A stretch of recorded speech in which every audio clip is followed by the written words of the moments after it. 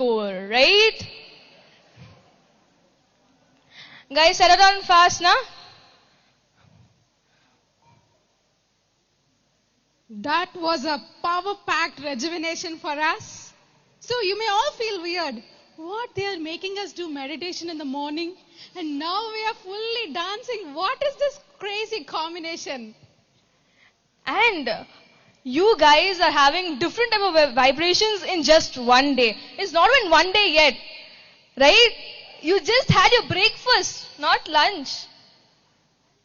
How is it?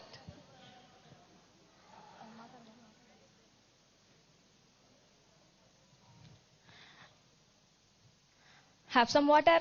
Yep. All full on energy. Spiritual energy, physical energy, emotional energy, whatever energy you want. Everything is found here in Paima. Someone told they don't want AC. Now they're like, AC please. Yeah. Now let's brace ourselves to listen to the wisdom session. The schedule is made in such a way that we are celebrating from the inside and outside. With meditation, we are spending beautiful time in the stillness. And in the activity, we are releasing, we are expressing ourselves. There is a spiritual insight in every activity we are doing. And with these activities, with this schedule, you will slowly understand the principles, the values of Paima. And now, we have wisdom sessions planned every day for us by wonderful speakers who are having spiritual experiences, meditation transformations, and they have a lot to share with us. And now we have the presentation of Master Nikhil, who is also from Paima. And he's been meditating for more than 16 years. He's been associated with PSSM and Paima. And he is an emotional wellness coach. So a small lad who just, like any one of us, stepped into Paima. And now you can see where he is into an emotional wellness coach.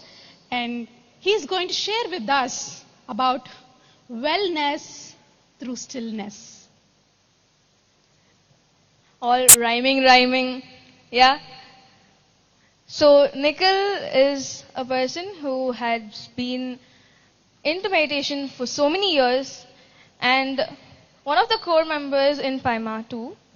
And he has also conducted so many Paima retreats like Awakening Youth Retreats in Bangalore. And now we have a wisdom session from him just for you guys. So let us watch more about him through a short AV.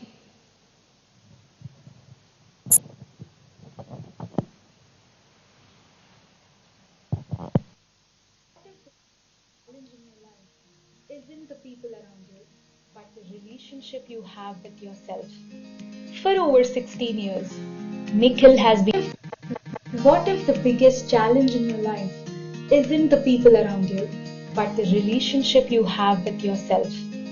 For over 16 years, Nikhil has been walking the path of meditation, self-discovery, and inner transformation through PSSM and Paima. Inspired by Patriji's wisdom, his search to understand himself led him beyond personal practice to pursue a postgraduate degree in yoga and spiritual science, become an internationally certified coach, and spend years researching meditation, emotional well-being, and human behavior. But one question stayed with him. Why do so many people know what to do, yet struggle with what they feel? That question gave birth to Leap Growth Academy, where emotional wellness becomes a practical life skill, not just a concept. Through his philosophy, recognize, recover, reconnect, he has helped students, professionals, and individuals build emotional resilience, healthier relationships, and deeper self-awareness. In this session, you will discover the emotional patterns shaping your life, learn how to navigate them with clarity, and begin reconnecting with the person who matters most, yourself. Please join us in welcoming Nikhil.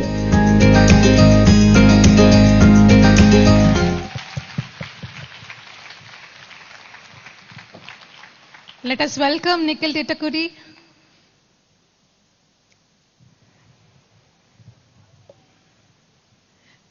So, are you all having your kits? Please carry your kits, dear friends. So many gems come out of their mouths. You can note down the important points which are important to you. So don't miss that. Please have your notebooks ready. Thank you, Divya and Lakshya. It was a wonderful EAV. Thank you, Paima team. It was so happy to see myself all those through the 16 years of my journey. So, how is the energy, guys? High? I didn't see that equal energy in dance. No, even I'm not hearing even now. Have it? I didn't hear. Yes? How is the energy? How was the dance? Superb? Wow. This is the energy that we wanted. And I am really personally feeling so happy to see that such a huge crowd, youth crowd. This is the first time I am seeing in Pyramid Valley, out of all these awakening youths, this is the hugest one. Let's clap all of us for making our presence here. It's not a simple thing, guys. You could have been somewhere today. You could have been partying with your friends, going outing, spend time in nature, watch movie, do n number of things. But you selected to be here today. That itself speaks a lot. You are already started awakening yourself. Right? So, thank you so much for making your presence. And just before starting our session, we'll play a short game. Okay? Okay for all? Yes? Who is that? That is the energy I want. Is it yes? Yes! Yes. Okay. So, starting from here, okay, till this white shirt. Raise your hand. This line completely, Team A, okay? Team A. Raise your hands, Team A. Okay. This is Team A. Clear? From the next row till, that white, okay? Raise your hands. That line is Team B. Clear? Team B? Raise your hands. Clear. Superb. The rest of them, Team C. Clear, no? Team A, raise your hands. Team B, Team C. Superb. Now we'll start the game. Okay? I'll call out the team's name and that particular team has to clap once. In sync. How? Not like this. Tap, tap, tap, tap. Tap. That's it. Yes. Got it? You want rehearsal? Do it once. Okay, let's see. Okay? Team A. Let's see how Team B. Okay, little better. Team C. Well. Team B. Team A. One day meditation made them more aware. I thought somebody will do some mistake. They came like this and they stopped. Very good. Okay. Team C.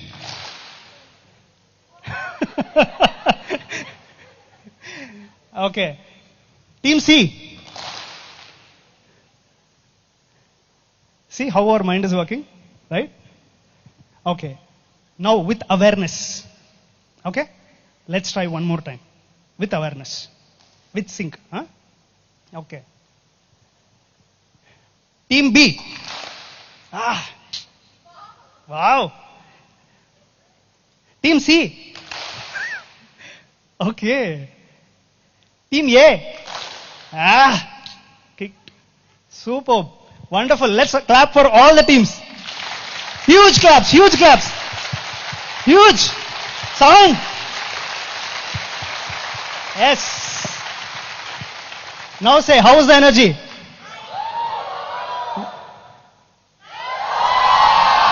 Yes, this is the energy I want. Okay.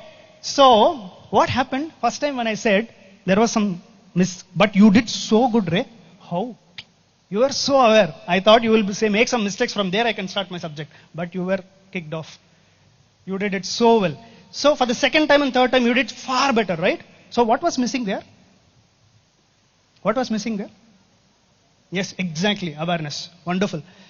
So we were always, this happens even in our lives. We are always focused on doing. Correct? Doing. What we have to do? Clap. Yeah, I have to do clap. Correct? We will be always focused on doing.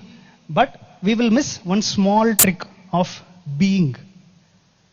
What is meditation means? Meditation is not about doing. It seems like doing. You are sitting and closing your eyes. It seems like it is doing. But gradually, it becomes being. And from there, your well-being starts. Right?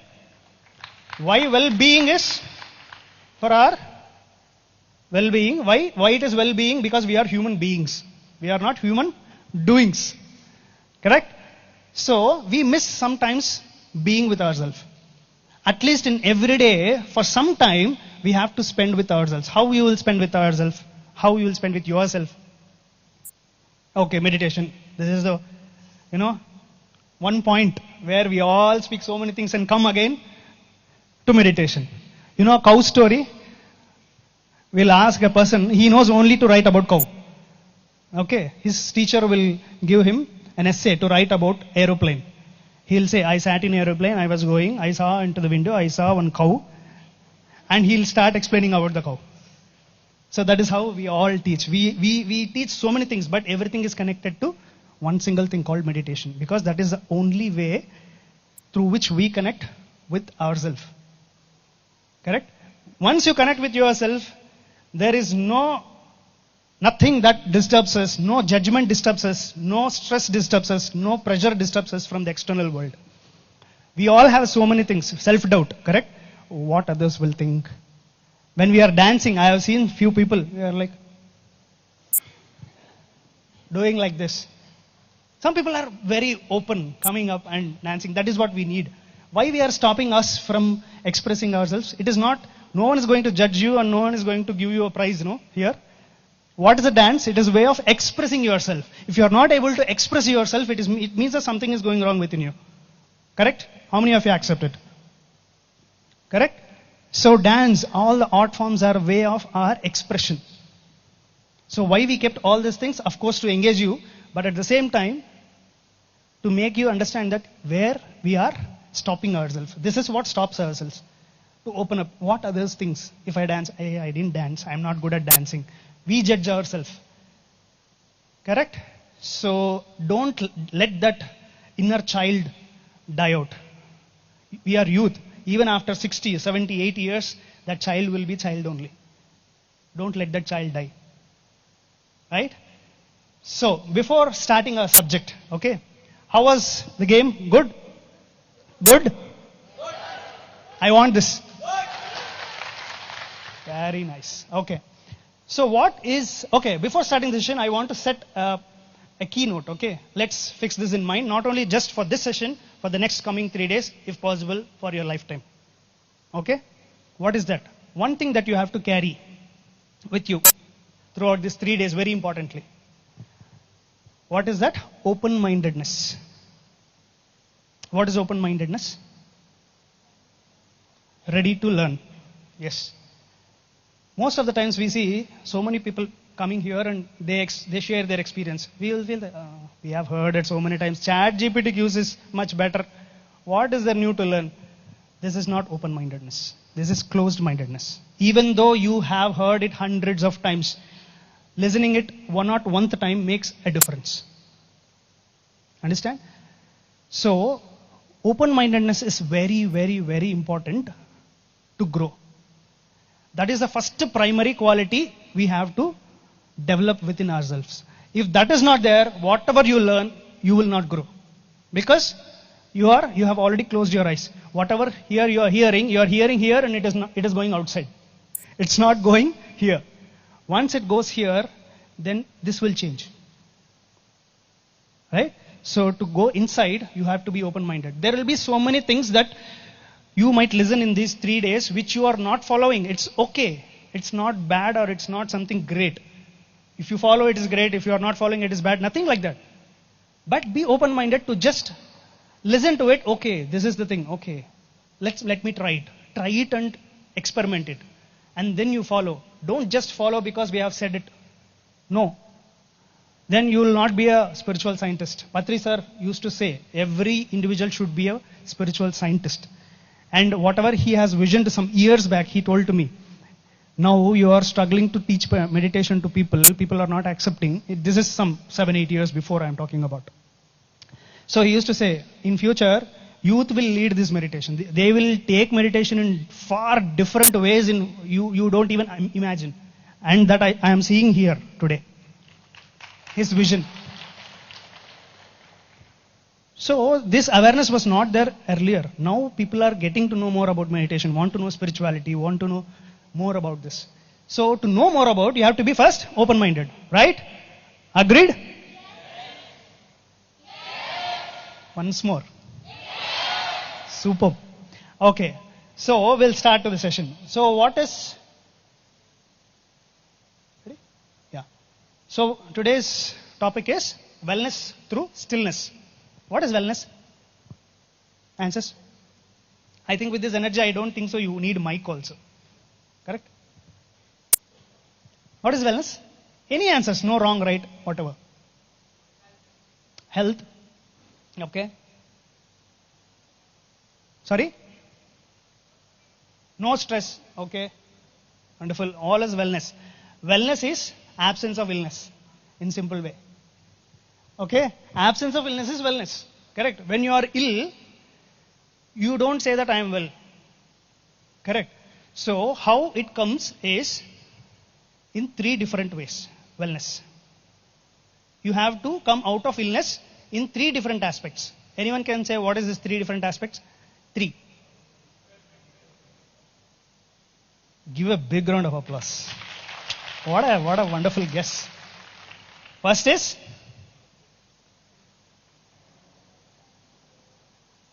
physical. This is physical. Okay. Let's assume this is physical. This is mental. And this is emotional. Right?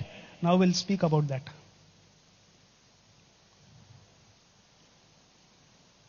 So when it comes to body,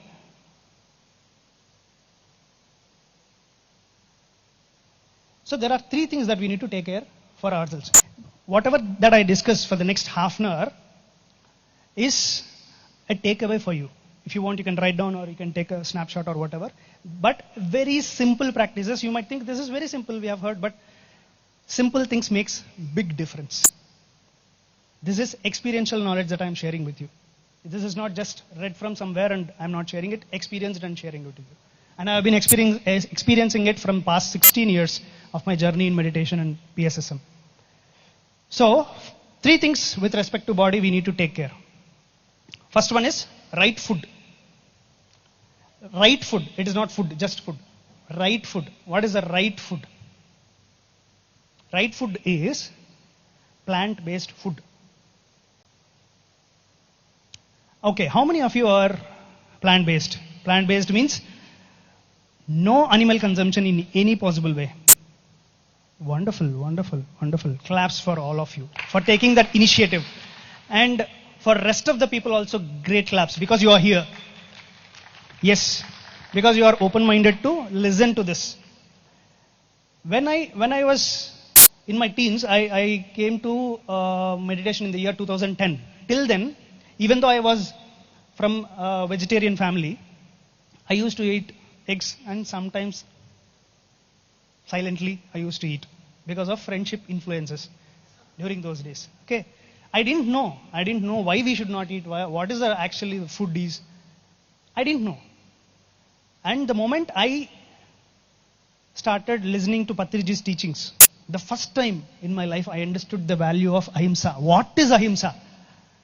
First of all, ahimsa is a concept I have been hearing from so many years, but ahimsa means non-violence, not killing people. Only that aspect I know.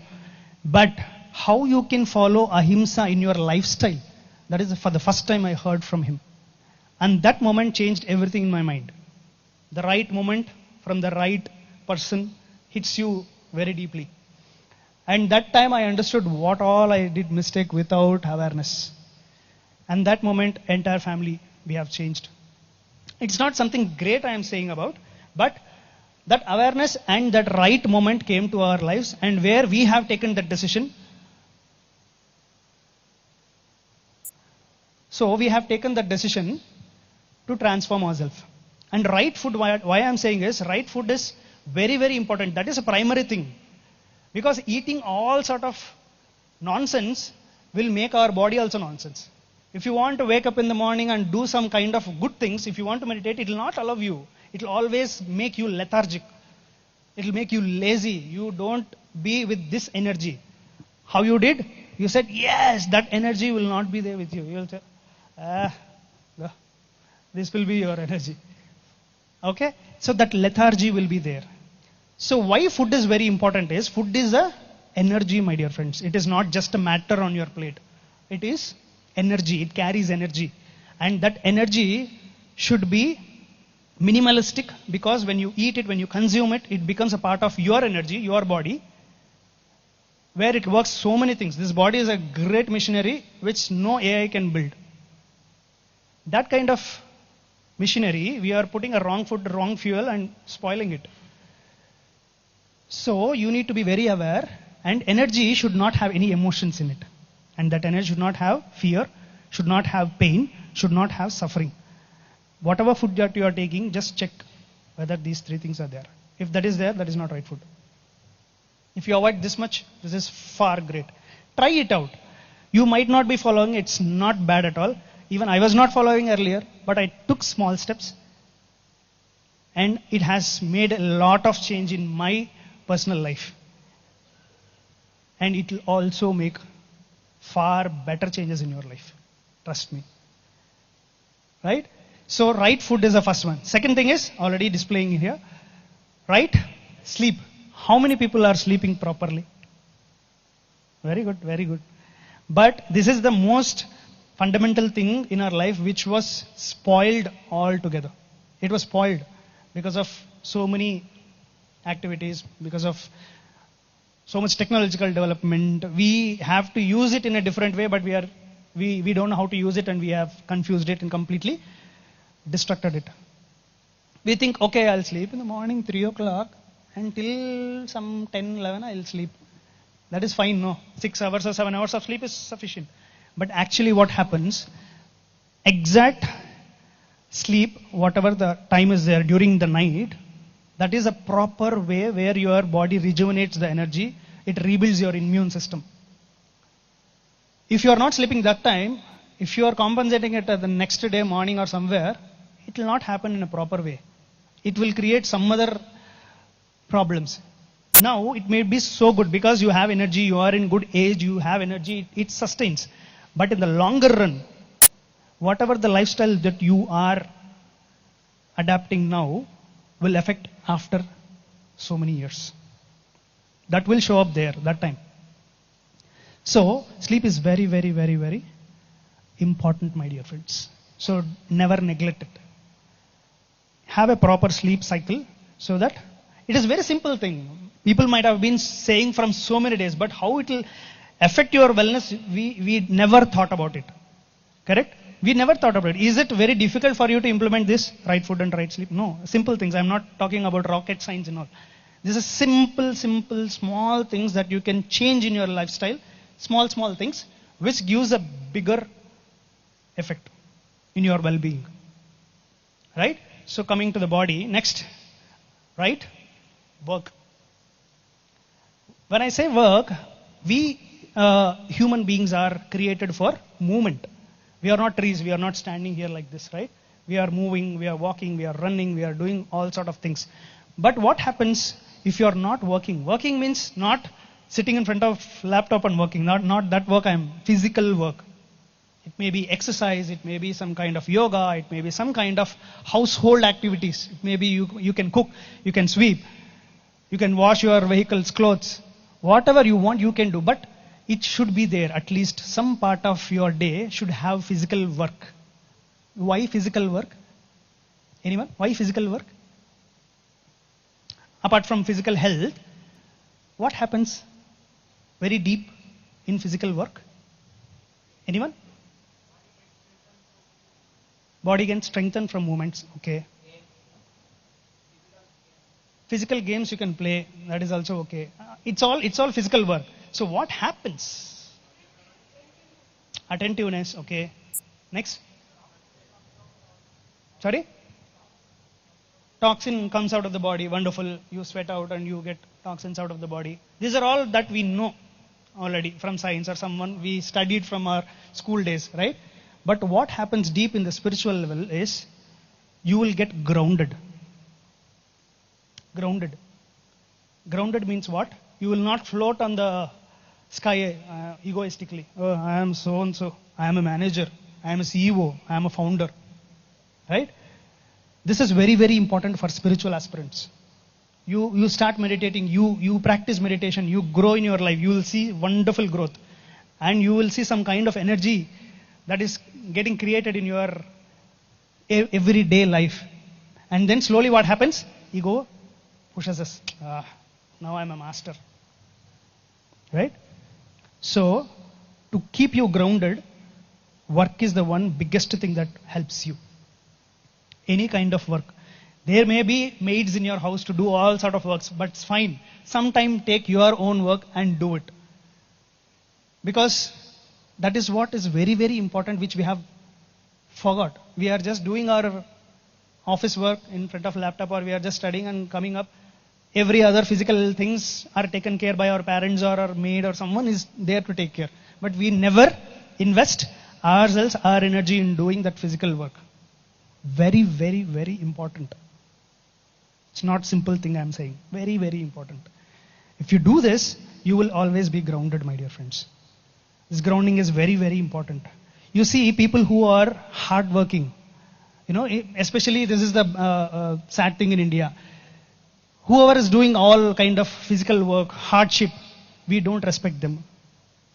Of course, this generation is respecting every person, but it is not same earlier. Even now, sometimes it happens.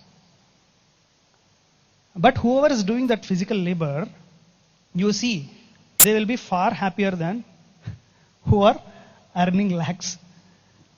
Right? Accept it. Who are doing physical work, they are happy with their family.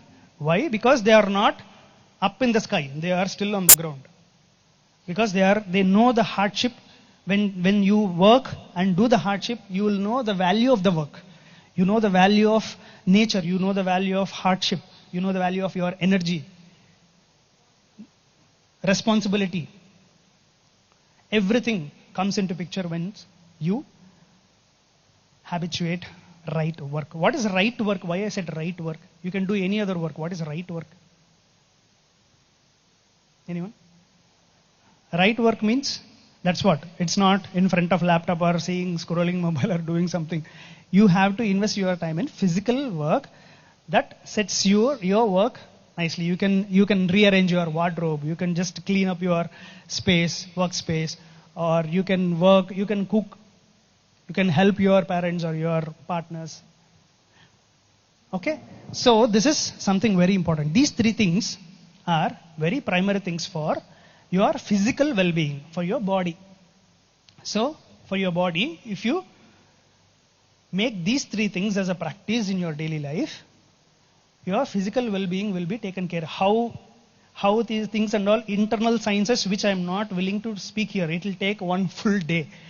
Okay? So I am just giving this as a takeaways. In this 1 hour, what is that I can take away and practice in my home so that I can experience wonderful well-being. That is what I am here today. I am not explaining what happens inside and all. I am not just giving you the topic and how it is going to help. I am just touching you in the surface. Understood? Got? For the body? What is the first thing for the body? Right food. Right food is plant-based food. And right sleep is during the proper night time, not in the daytime. And right work. And in all these three things, you should not do overly and you should not do under. There is a middle path. You should not overdo or underdo. You should not eat so much. Even if it is healthy, you should not eat so much or eat very less. You should not sleep so much or sleep very little. People say 6 hours of sleep is sufficient. It is not for everyone. Please don't, assume all those things. It depends on each one's mind. Everyone is not carrying the same kind of mental load in them. It depends on each and every individual. The more you meditate, the more you practice meditation, the quantity of sleep will get reduced. You will not feel like earlier you might be sleeping for 8 hours, now 6 hours will be sufficient. It's sufficient. You will feel like energized. You will not feel. Why? Sleep is unconscious meditation. Meditation is conscious sleep, where you are getting energy in both, but meditation is far more powerful.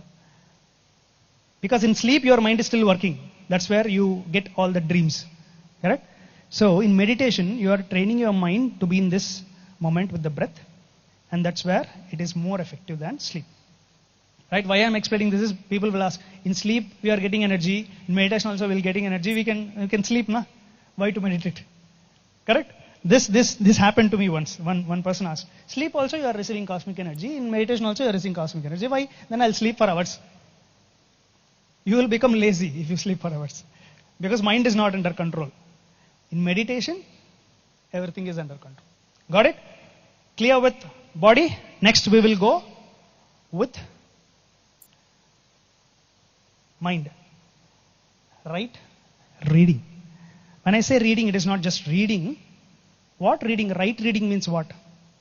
You can read all Swati magazines, all sort of novels, all sort of things you can read, but that is not right reading. That is entertainment. But what is the right reading is interpersonal related topics, whatever it is there, that is the right reading, spiritual reading. Reading should become a habit. If someone who is having a reading habit here, please raise your hands. Wonderful, wonderful, wonderful. Those who are not having also, actually habituate small. Start small. 2 pages per day, at least something. Select some good book. I'll suggest you a wonderful book. Wonderful book every youngster should read. It is the book written by Osho Rajneesh, Inner Journey. I have read it 5 times. Every time I read it, it'll still sound a new way. Right? So, start simple. Read.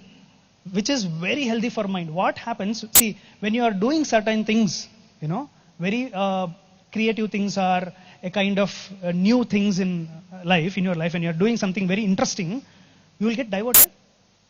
No. When you are dancing with joy, just now we have danced with joy, your mind was not working so much. Na? If your mind was working so much, you would have been dancing like this. Right? If your mind was not working, it was like just blissful, you will dance without caring what people will think about you. Correct?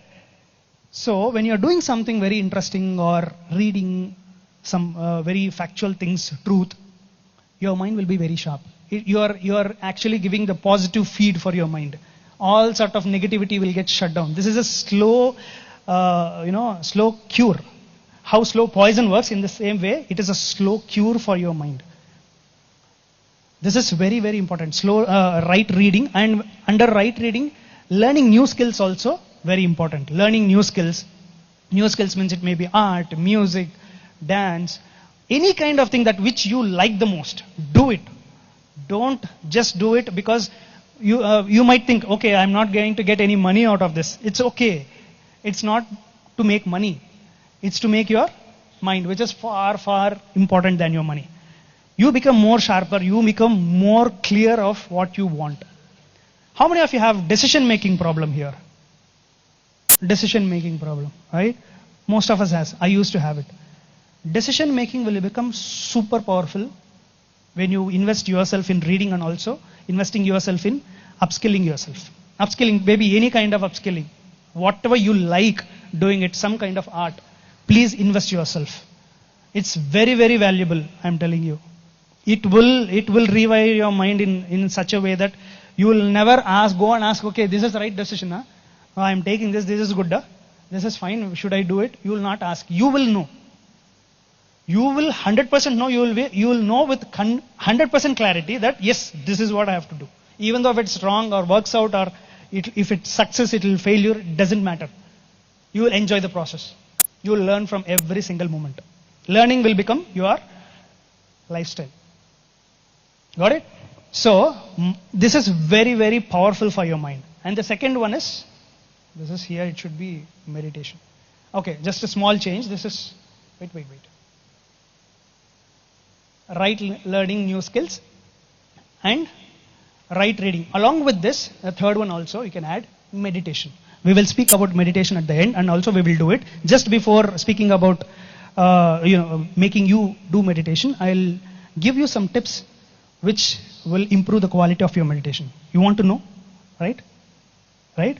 Simple tips, very powerful tip, but it will be very powerful. We will speak about that just before doing meditation. Okay, this thing is clear. Mind? Clear? What is the first thing for mind? Reading and learning skills, which is very, very powerful for your mind. It influences very silently your mind. You will even never notice that you have become more sharper, more aware.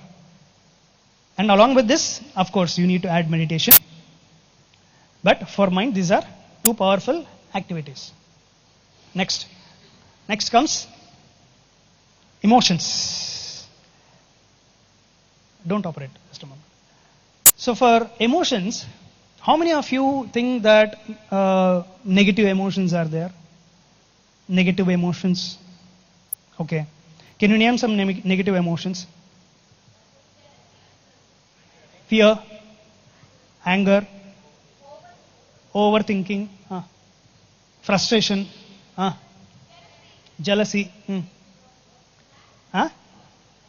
thinking of worst scenario, overthinking, ego, sorry, blaming ourselves, guilt, sorry, sad. See how many you are saying. Now tell me, what is a positive emotion? Happiness. If you tell whatever, it will come under happiness only. Tell me. What? Gratitude. Very good. Compassion, love. Optimistic. Kind. Empathy. Green. Grief is not positive, no? Okay, you are concluding my topic. Very good. Actually, see, we have told negative emotions and also positive emotions. But understand, fix this in your mind.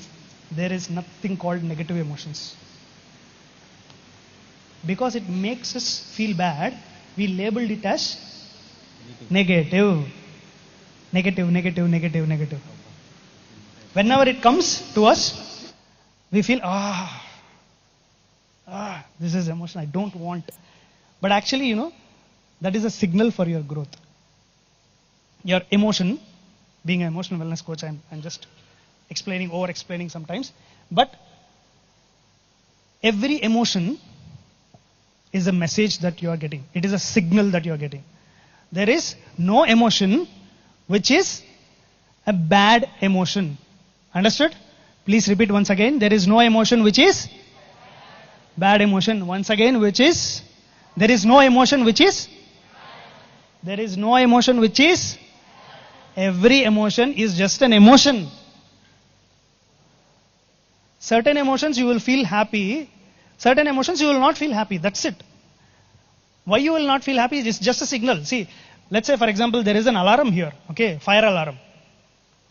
If alarm gets triggered, you will say this is a bad alarm. Alarm is a signal. Why you are saying that is a bad? What it is saying? It is saying that there is a fire, please run out. Correct? But what we have been believing it, we are not worried about what it is saying, but we are only worried about signal. Bah, it is a very red. I don't like red signal. Bah, I don't want this. That's what happening with our emotions also. We think that is bad emotion, but that is actually helping us. That is a signal which is actually helping us. Your emotion is actually helping you. You need to just sit with yourself. That is why you need meditation, my dear friends. Meditation is not to levitate yourself, okay? Not to become spiritual like a guru. That is not the purpose for you guys, to handle your own emotions, to handle your own mind, to handle your own life, your decisions, your career. That is what you need, right? For that you need meditation. 2 things that you need to take care of in your life. Note it down. Very, very important. 2 things very, very important in your life. For everyone, not only for youth, for everyone. 2 things that should not give any opportunity for others to take decision. One is your career. Second is, who will say? My life partner is saying that. Okay. One is career. Another one is life partner. These 2 decisions you should only take. Not even your parents, I am telling you. I am sorry to say this. No. You are going to lead with your career, with your life partner. These decisions we can't take sometimes. Why? Because we don't know what we want. Why? We never spend time with ourselves. We never know who we are. We never know what we want in life also. We never meditated. So, when you meditate, you will understand what you want. So, coming to this emotion. So, there is no bad emotion. Right? Clear with that? One more time. There is no emotion which is? Yes. For emotions, what we have to do? There are certain things that helps us. Right service. How many of you have involved in any kind of service? Like donating food, donating clothes, donating money, some kind of service, right? If not, please involve yourself in doing some kind of service. What happens in service? Whoever has raised your hands, when you do that kind of service, what happens within you, within your emotions? Yes? Happiness? Satisfaction? You are not gaining something. No one is coming you and praising you or giving some money or some food or something. Nothing. Correct? You are actually giving, but what is making you happiness? Happy? Something is there, no? Correct? When you are doing something, that kind of self-satisfaction, that is the master of all emotions. That is who we are actually. That is our true nature. But because of so many things that we are taking from the society, we have become like this. We are searching for happiness, searching reasons for happiness. But when you do something to others, you are automatically feeling happy. You are not doing something great, but that is making you happy, right? So, invest in these kind of services. Why I am saying is, I am not saying here, giving lecture that, okay, you meditate so much so that your emotional things will happen, your brain rewiring will happen. I am not talking about all those things. Very, very practical and experiential knowledge I am talking here. When you involve yourself in service, slowly your emotional wellness gets improved. You will experience that oneness, happiness you said, right? Just now you shared. That happiness slowly develops, and at one point of time it will become your master emotion. And right service, when I said right service, all the services are good service, but the highest service is a service which helps in spiritual growth. Right now, what this guys, Paima team is doing is the highest service. Claps for all of them. They are doing a massive work. Claps for all the Paima. I have been working with them so many years, and this time they have hit 6 out of the stadium. They did so good. I have never expected this kind of crowd, and they have done extraordinary job. Right? So, do you think these people are like all thinking in the same way? They have difference, accepted. They will have so many differences, but still collectively they are all working together. How? We listen about so many things about team building, team management. Correct? We hear about, right? They are practically showing us. How? How they are doing it? Because they know that their vision is far greater than their differences. Their vision to bring you all here is far important than their own opinions. There may be differences, but they are all collectively giving that energy to here, for you, all of you to be here. And that is what the right service is. Please interact with them and also with me if possible. So, you will understand so many things from them. Interact. Here, you all are here new. This is the first day. You might be new to each other. But don't leave here as a single person who you came. Don't go like that. Have interactions. You don't know what is the value of connections. I know. Ask me. I have wasted so many connections. Now I'm coming here to these kind of events to interact with you guys. There are so many things to learn from each other, right? So interact. Use this space. Interact with people. Know from them. Also, if possible, you also might be the next member of the PMA who might be volunteering here, who might be doing so many things actively with them. Right? So right service is very, very, very important, guys. And next comes the right Sangha. Though, the right Sangha. Sangha means what? Group of people. The kind of people you are interacting with will influence your growth to a greater extent. Trust me. If you are with people who always say, hey, what you will do meditation, come.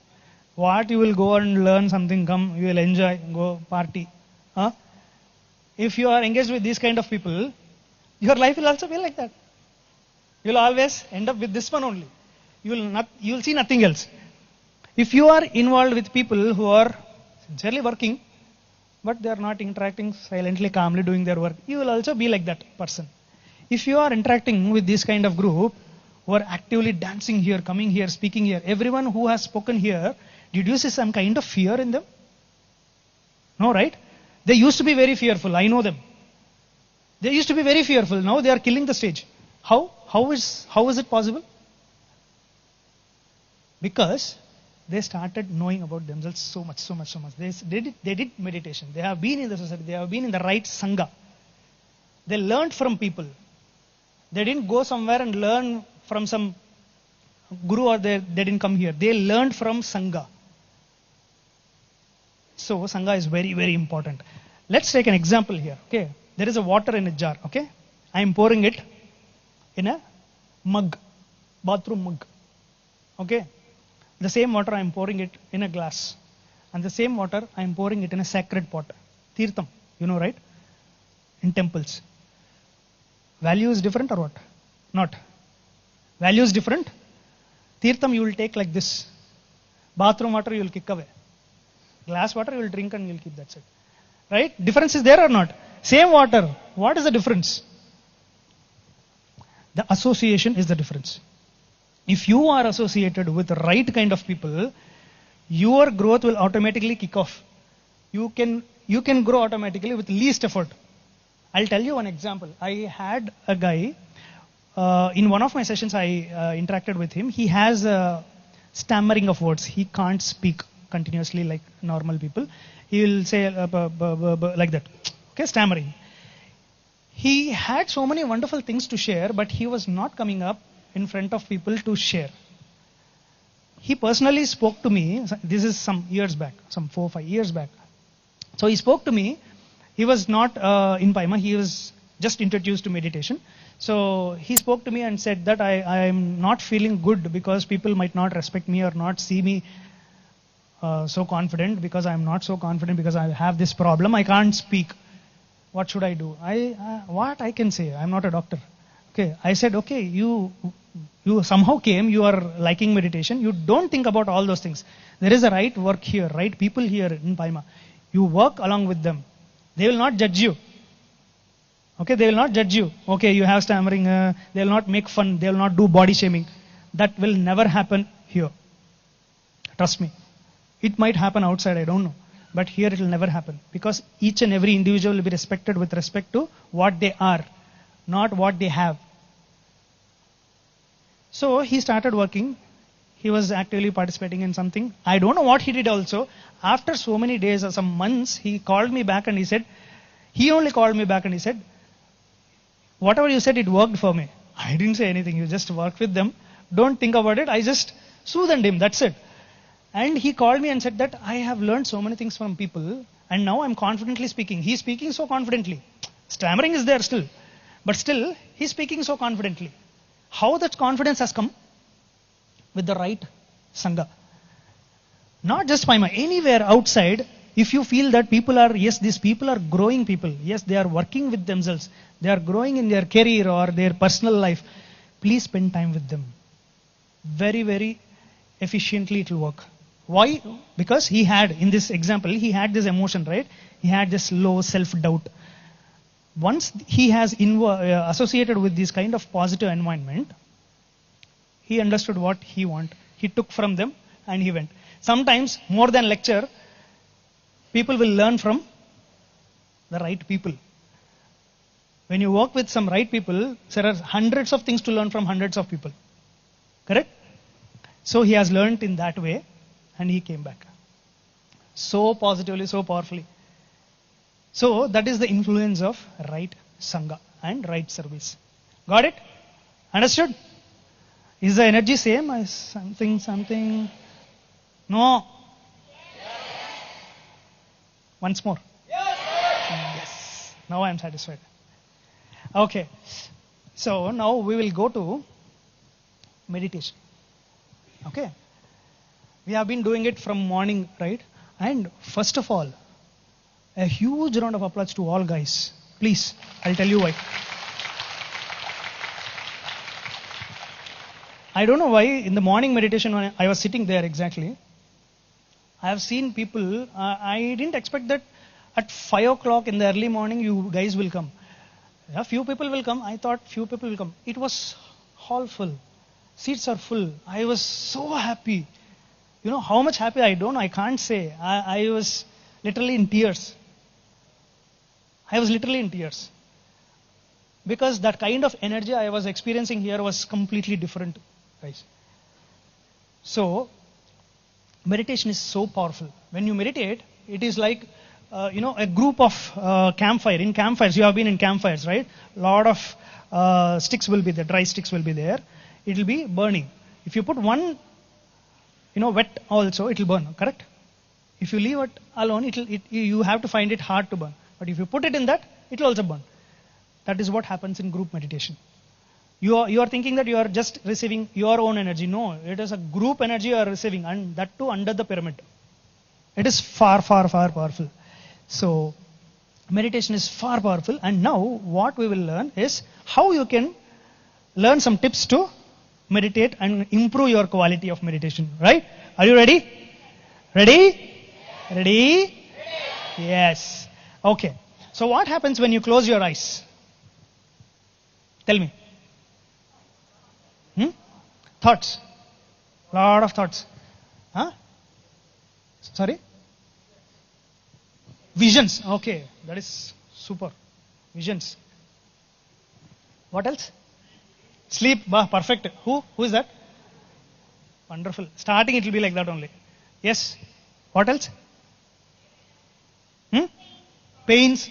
What else? Anything. Whatever you feel, you can say that. In the morning, 2 hours you did meditation. You know that? Do you know? Almost 1 hour 40 minutes you have done. What you have experienced? Sorry? Calmness. Okay, calmness. So once you close your eyes, the first and foremost thing that happens is thoughts. Correct? What we will do? I should not. I think you have already told how to meditate. Close your eyes, observe your breath. You are clear, right? How many of you are new to this? Who doesn't know about meditation? Okay. What you have to do first is sit comfortably, clasp your hands, cross your legs, sit comfortably. You should not you don't need to keep your spine straight like that. You can lean, but don't lean your head. You'll go to sleep, as he said. If you lean your head, you'll go to sleep. Don't lean your head. Okay? Sit comfortably, take 2 to 3 deep breaths because to set your vibe. Okay? You might be in different emotions. So once you come back to meditation, that should not continue in your meditation. So take 2 to 3 deep breaths, inhalation, exhalations, and then sit calmly. Once you close your eyes, you have to observe your breath. This is the process. Clear? When you are doing this, what will happen? Thoughts will come up. Hundreds of thoughts will come up, right? About the past, about the future, about that guy, this guy, what happens, what is happening here, everything will come. Clumsy, correct? That is what it will take away from our conscious awareness, correct? So what we have to do? We have to bring back our observation towards the breath. That is what we know, correct? So what a slight mistake that we are doing here in this process is, if you fix this small thing, your quality of meditation will improve a lot. 5x, I can say. What happens when you sit into meditation? Thoughts will come. Two kinds of thought will be there. Either it will be past or future. Of course, past or future, we will not be thinking about the present. Past or the future, or it will be good or bad. Correct? Good means we will happily enjoy and we will be floating with that thought, happily enjoying that thought with our girlfriend or boyfriend. Okay? So, either good things or bad things. Bad things, some enemy, some people who we don't like is coming in front of us, irritating, or some kind of pain or irritation will happen. So, what you have to do at that moment is, you should not resist it. The more you resist it, what will happen? It will multiply. It will multiply. More you resist, more it will multiply. Instead, what you have to do is allow it. You have to observe it. How you are observing your breath. Observe means what? You are not judging or you are not including your emotions there. Just observing. This pyramid is there. I am just looking at it, observing. I don't have any judgment. Just how you are sitting in the balcony and just seeing all the autos and bus and vehicles going and coming. How you will observe. That is called observe. Just do that. Don't resist it.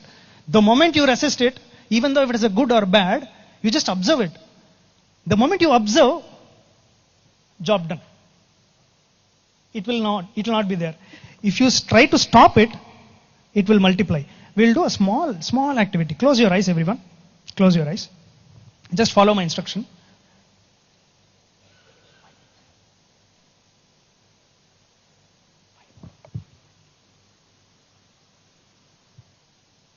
Okay, close your eyes. Now, don't think about yellow apple. Don't think about yellow apple. Please don't think. Hey, what you are doing? Please don't think about yellow apple in your hand. Don't take it close to your eyes. Don't look at it. It is yellow. In between it is red. Hey, please don't do it. Okay, open your eyes. Open your eyes. What happened? I could see some smiles. What you are resisting, that is what it is appearing, right? That is what we are doing mistake in meditation also. We are resisting, but we are not observing it. You don't resist it. Let it come. Just observe, it will go off. Observe, it will go off. That is the technique. That's it. Just if you observe it as it is, don't resist or don't like it so much, don't resist it so much. Just observe, slowly it will go off. If you practice this meditation technique, it will be super powerful. Liked it? Got it? Okay. Now I'll take 2 more minutes to explain about what this academy is about. This is my academy. I am the founder of Leap Growth's Academy. So this was started with an intention to bring the holistic education back into people's lives. So what we are studying today, you all know how much important it is. Right? Maybe social studies, it may be mathematics, whatever studies that we have been taught, is it useful? How much it is useful for you guys? Schools never taught how to face life, how to face failures, how to face challenges, how to maintain relationships, how to know yourself, never taught. And that is what my intention to bring this academy into life. Through this academy, we are taking up these kind of activities, these kind of knowledge into people. And the most important thing that we are doing is this program, which is,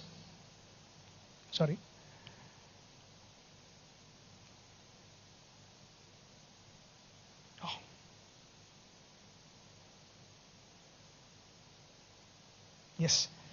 So this is a coachpreneur program. You all might be having very good at certain skills, right? But don't keep it with yourself. If you want to make it useful to some people, if you have that skill, if you want to make yourself as a coaches, people are out waiting with a lot of problems. You know, hundreds of problems are there because our education system is like that. Sorry to say that, but we can make that difference. If you start practicing meditation, if you experience some wellness in your life, if you are good at certain skills, not technical, but interpersonal. If you are good at some kind of nutrition, or maybe wellness, or maybe yoga, or maybe meditation, maybe career development. Hundreds of things are there. If you are good at certain things, and if you want to make it as your profession, I am here to help you. And you can work through this academy, and you can be certified Leap Growth Academy coach. And if you want to know more about this, I'll be available these 3 days in stall number 3. Please reach out to me. Don't hesitate. Speak with me, discuss with me, and we will figure out how best I can help you. And we all together make a lot of difference in the society. Right? Liked it? Done? I'm closing this. Okay? Okay. I want to know how much it helped you with your applause. I want to hear. That's it? That's it? Thank you so much for giving me this opportunity and also listening to me. People listening is very crucial for us. And thank you for listening with patience. I hope it will make some change in your lives. Right? Thank you so much. Thank you, Nikhil. So shall we have a quick 5-minute Q&A? So in the presentation that Nikhil gave, so many fundamental aspects of life. You see, this is not very far away, something else they are speaking. It's so relatable. Let's spend some 5 minutes. Anyone from the participants, if you have a quick question, please raise your hand. We'll bring the mic to you.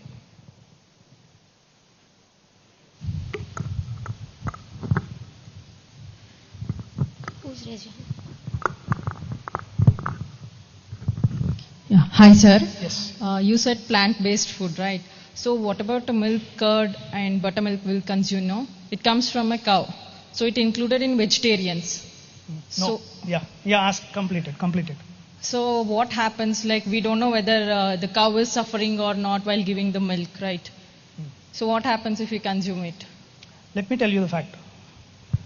It is very hard to find a cow which is giving it by its intention. No cow gives humans by its intention. Milk is for its baby.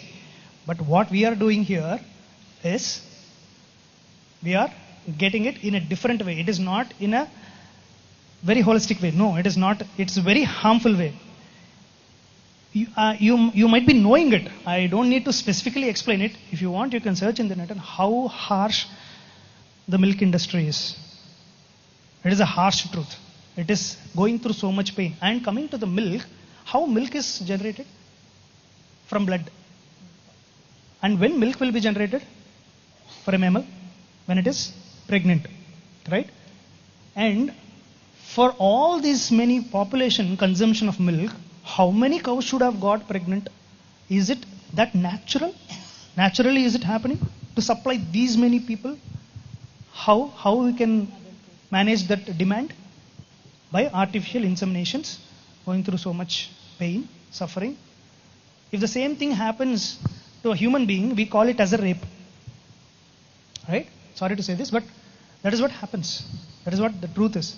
And if you are that individual who can take that stand, okay, I will not involve in this. That individual decision helps so much. It will create a lot of impact.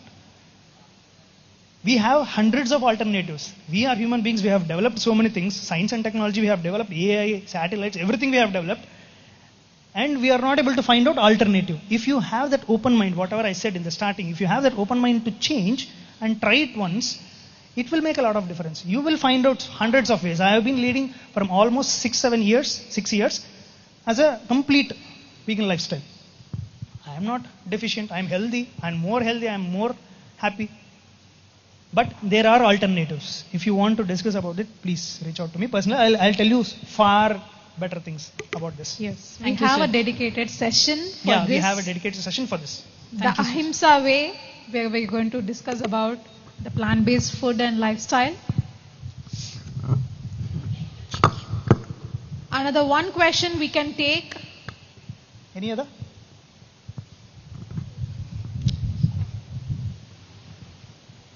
It's good to see that you guys are noting down the points.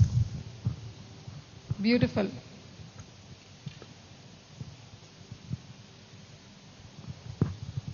ಕನ್ನಡದಲ್ಲಿ ನಿಮಗೆ ಪ್ರಶ್ನೆನ ಕೇಳ್ತೇನೆ, ಕನ್ನಡ ಬರಲ್ಲ, ಅರ್ಥ ಮಾಡ್ಕೊಳ್ಳಿ ಅಂತ. I'll try. ನಿಮ್ಗೆ ಅರ್ಥ ಆಗುತ್ತೆ ಅಂತ ನನಗೆ ಗೊತ್ತಿದೆ, ಹಾಗಾಗಿ ಹೇಳ್ತಾ ಇದ್ದೀನಿ. Right, okay. ನಾವು plant based I have helper. Okay, plant based food ನಾವು ಸರ್ವ್ ಅಂದ್ರೆ ಯೂಸ್ ಮಾಡ್ಬೇಕಂತ ಹೇಳ್ತಿದ್ದೀರಾ. ಬಟ್ ಪ್ಲಾಂಟ್ಸ್ಗೂ ಕೂಡ ಜೀವ ಇದೆ, ಅದನ್ನ ಕೊಲೆ ಮಾಡಿ ನಾವು ತಿಂತೀವಿ. ಅದಕ್ಕೂ ಈ ನೀವು ಪ್ರಾಣಿಗಳನ್ನ ಕೊಲೆ ಮಾಡಿ ತಿನ್ಲಿಕ್ಕೂ ವ್ಯತ್ಯಾಸ ಏನಿದೆ ಅಂತ. About this, if you want a detailed explanation, we have a session, but I'll answer your question in a short way. Okay, plant also has life, animal also have life. Why we have to consider this alone? But simple difference is plant doesn't have emotion, this have emotion. That's it. I said food have emotions, right? Food have, animal have emotions, animal have pain, suffering, all those things. If you take that, it will have in your food, and if you consume it, you will get suffered. That is the only difference, simple difference. Got it? Yes, one final question we will take from here. From here, this side. Yeah.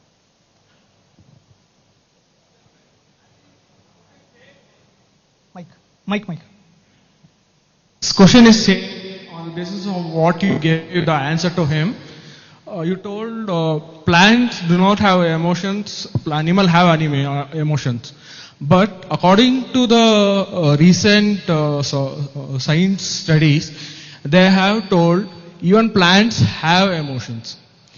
See, if the person who's taking care of the plants for more than 6 months or 1 year, the plants get react. I got your question. I'll answer you separately. Okay. Because the next session has to start, so we are running out of time. We have a dedicated session for this, and this question I'll answer you personally. Okay, I'll answer you. Yes. Yeah. You can catch up with Nikhil. He's here with us.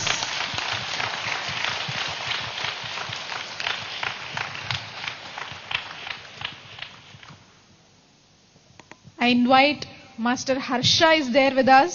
He is from Paima. So many gems of Paima are there here, have laid the foundation for this generation, for us to have this stage and conduct so many beautiful things for you guys. Let us now felicitate Nikhil. So, Nikhil and Vaishnavi, they are great example of spiritual couple. You can also join us on stage.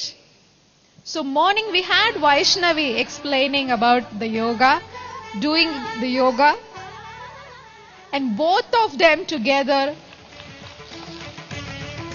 are a beautiful example of how the couple is engaged physically, spiritually, balancing everything beautifully for us. So, yes, you can. Buddham sharanam gacchami.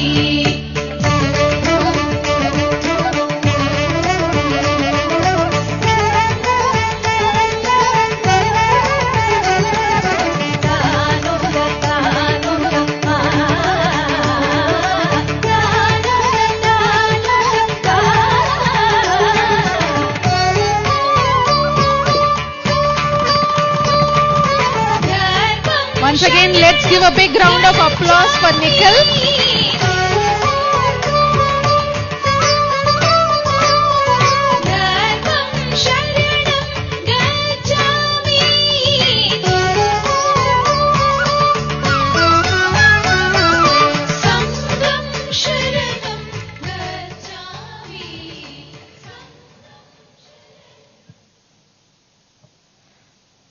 So, as we had a wisdom session now, so again, all the energy went, or is it still there?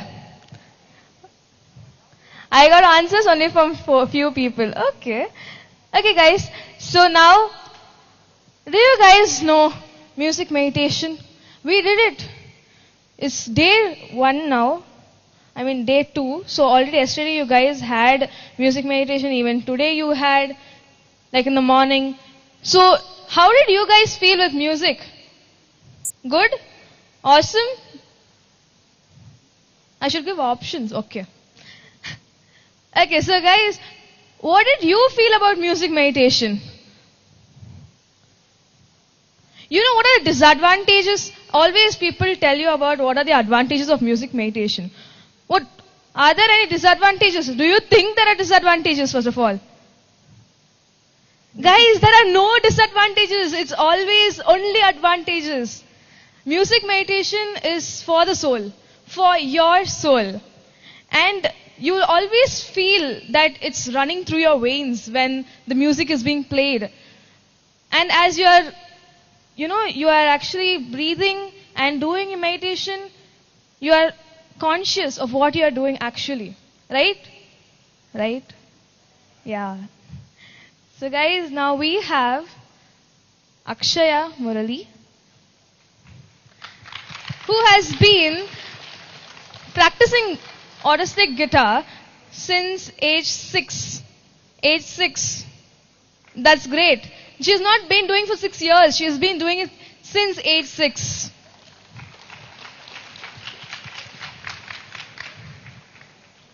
She's an integral part of our PIMA and PSSM. How many of you know about the Dhyani anthem that you listened?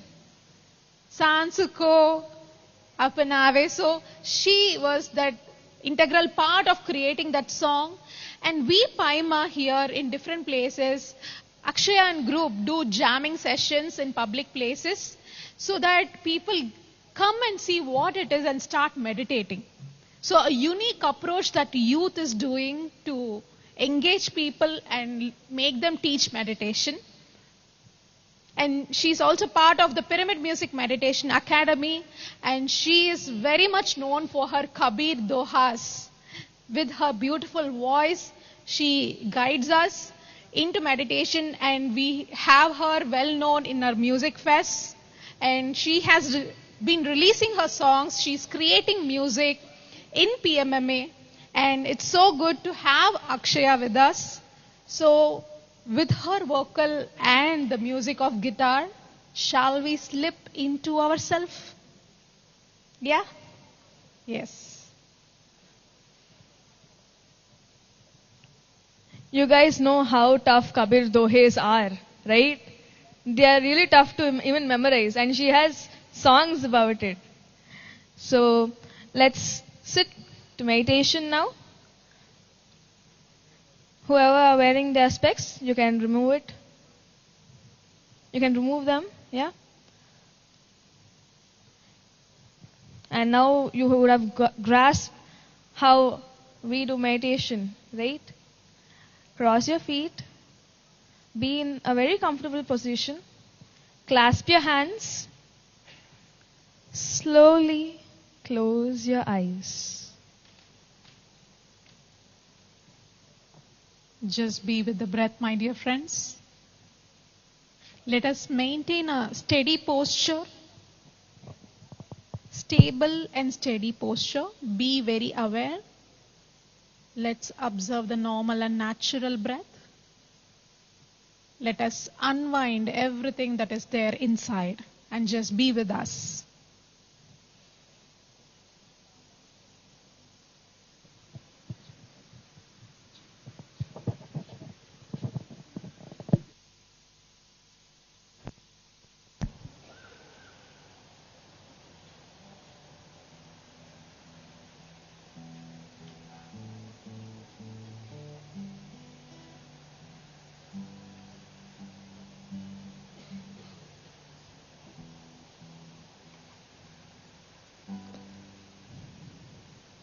Hello? Yeah, okay. So, very good morning to everyone. It's now time to meditate. I won't speak much.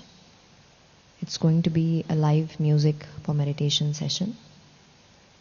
And I request all of those who are wearing spectacles, you can put it down and be as comfortable as you can. Relax your back. Clasp your hands.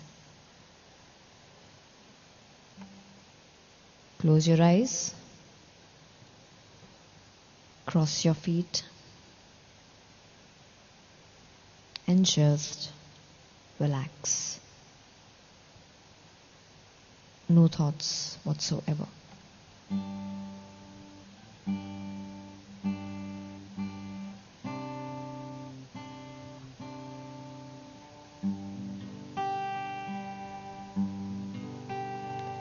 Forget about the past. Forget about the future.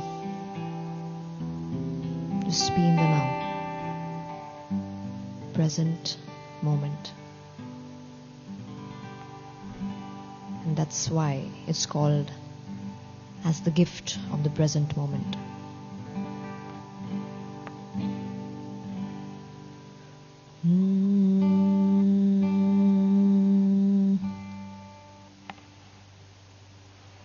मत कर माया को अहंकार, मत कर काया को अभिमान, कायागार से काची।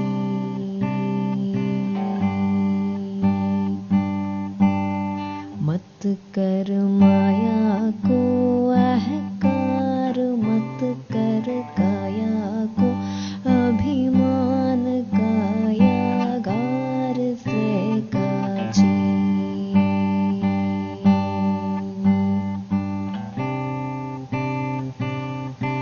हो कायागार से काची रे जैसे ओसरा मोती, झोंका पवन का लग जाए, झपका पवन का लग जाए, झपका दिया की बाती।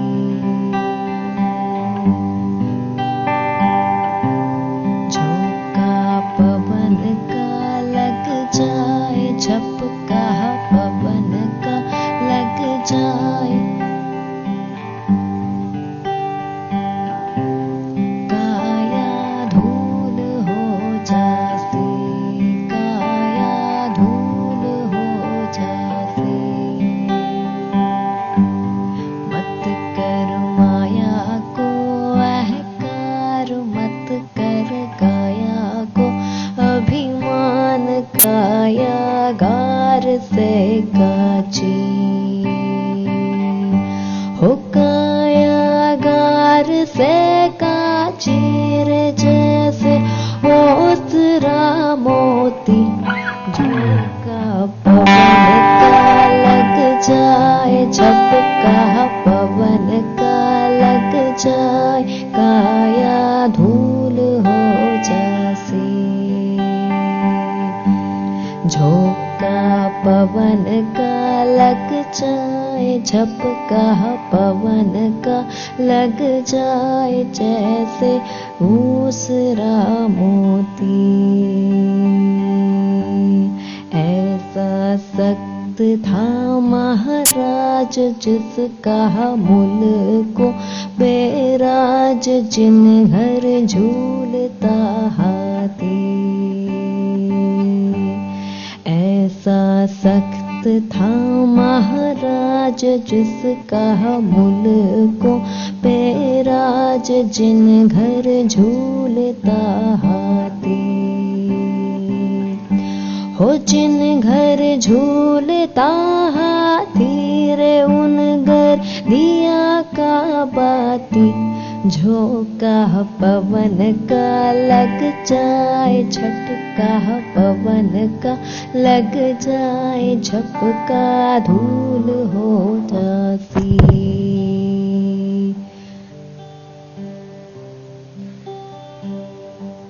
मत कर माया को अहंकार, मत कर काया को अभिमान, काया धूल हो जासी। हो कायागार से काची रे जैसे ओसरा मोती, झोंका पवन का लग जाए, झपका पवन का लग जाए, जैसे धूल हो जाती, जैसे धूल जाती। हो मत कर माया को अहंकार, मत कर काया को अभिमान, काया धूल हो जाती। हो काया धूल हो जाती। हो काया धूल हो जाती।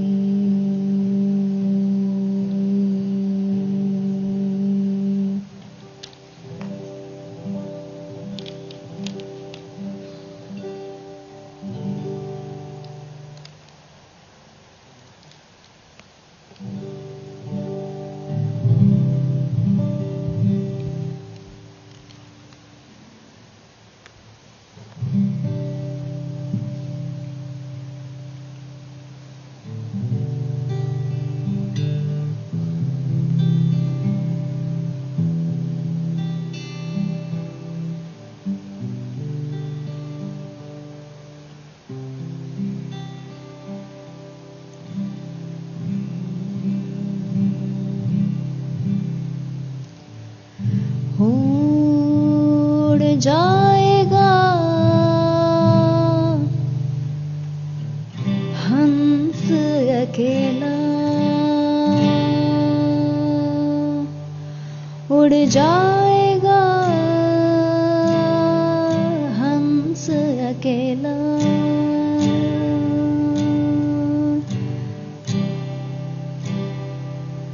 उड़ जाएगा हंस अकेला। जग दर्शन का, जग दर्शन का मेला, जग दर्शन का मेला। उड़ जाएगा हंस अकेला। जग दर्शन का मेला, जग दर्शन का मेला। जैसे पात गिरे तरुवर के, जैसे पात गिरी तरुवर के। मिलना बहुत दुहेला, मिलना बहुत दुहेला। उड़ जाएगा हंस अकेला।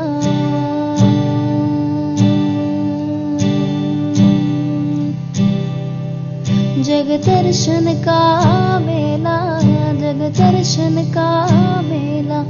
उड़ जाएगा हंस अकेला।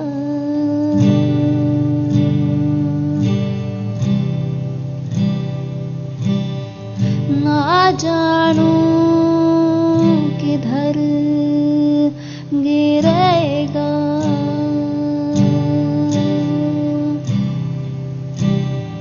ना जानू किधर गिरेगा।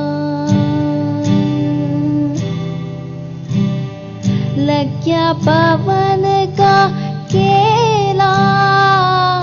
उड़ जाएगा हंस अकेला। जग दर्शन का मेला, जग दर्शन का मेला। उड़ जाएगा हंस अकेला। जब होवे उमर पूरी, जब होवे उमर पूरी।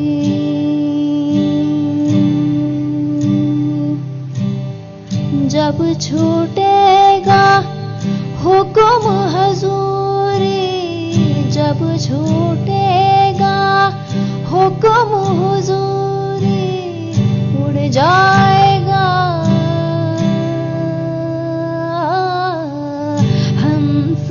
अकेला जग दर्शन का मेला, जग दर्शन का मेला, उड़ जाएगा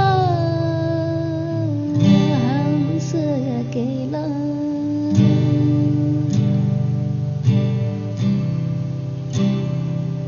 ओ यम के दूत बड़े मरदूद, यम के दूत बड़े मरदूद, यम से बड़ा झमेला, उड़ जाएगा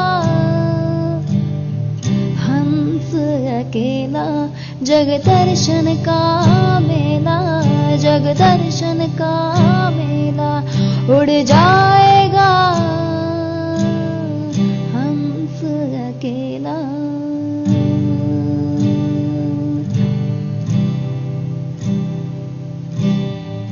दास कबीर हरि के गुण गावे, ओ दास कबीर हरि के गुण गावे।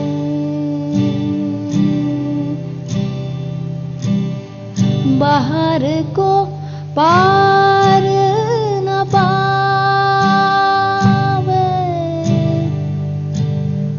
गुरु की करनी गुरु जाएगा। चेले की करनी चेला, उड़ जाएगा हंस अकेला जग दर्शन का मेला, जग दर्शन का मेला, ओ जग दर्शन का मेला, जग दर्शन का मेला, उड़ जाएगा, उड़ जाएगा हंस अकेला, हो हंस अकेला, हो हंस अकेला।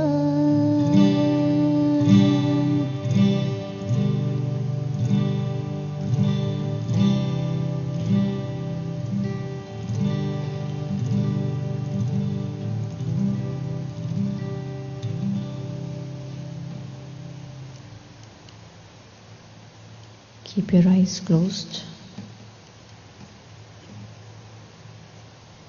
Just flow with the silence.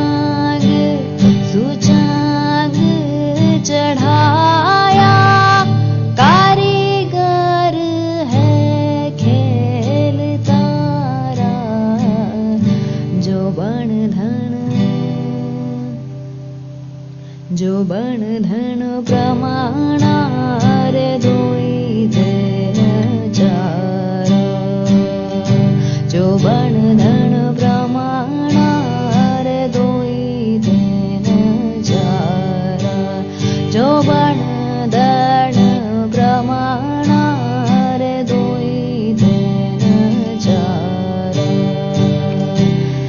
पशुरे चामरा बणिया रे पढ़ैया नौबत बणिया रे नगारा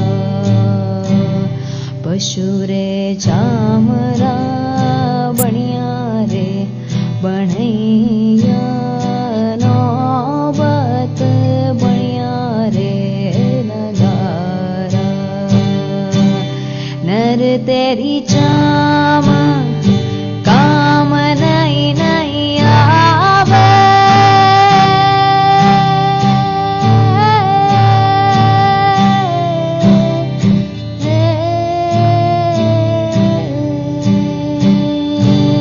नर तेरी चाम काम नहीं नहीं आवे बड़ जल से मुआरे अंगारा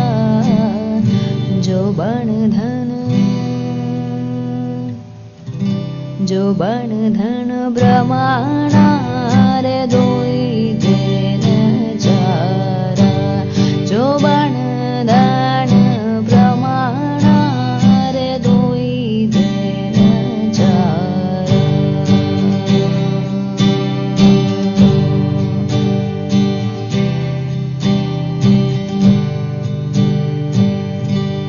दस रे शीश जे रो बीस भुजावा रिद्धि सिद्धि बहु परिवारा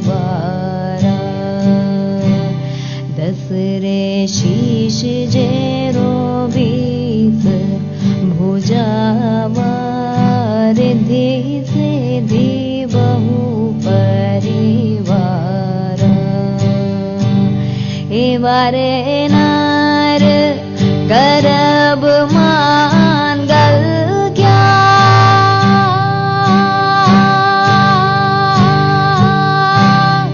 एवारे नार करब मांगल क्या लंकारे पति शेर धारा जो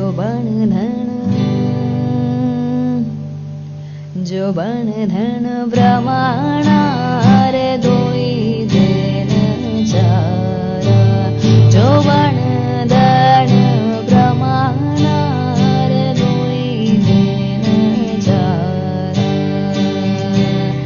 एरे संसार वाला सपने री माया सुकरत करो रे व्यवहार रे संसार वाला सपनों रे माया सुकरत करो रे व्यवहार कहत कबीरा सुनो भाई भाई साधो कहत कबीरा सुनो भाई भाई साधो भव जल से उतरो रे पारा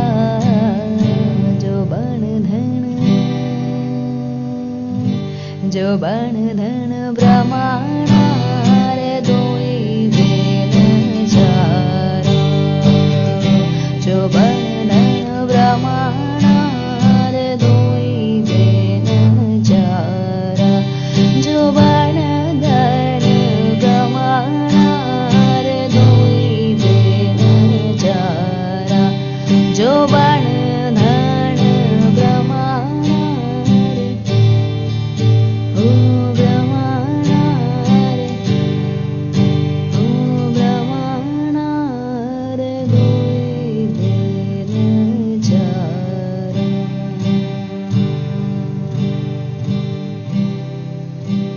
ओ ब्रह्माणा रे दोई देन जारा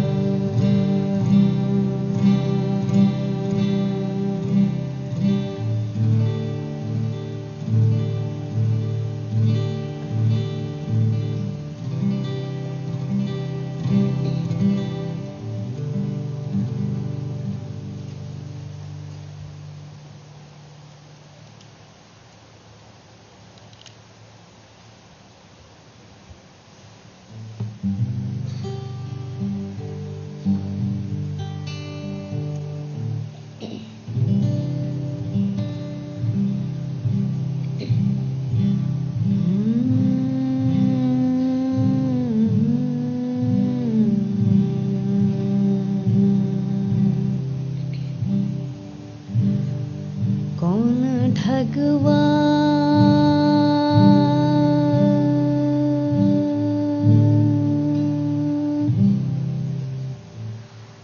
कौन ठगवा नगरिया लूटाल हो कौन ठगवा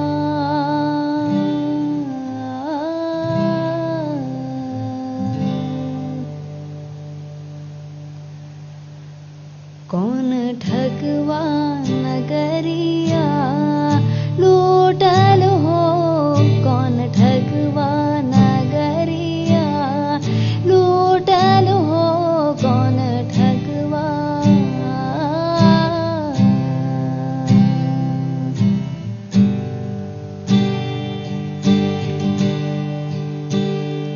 कौन ठगवा नगरिया लूटल हो कौन ठगवा नगरिया लूटल हो कौन ठगवा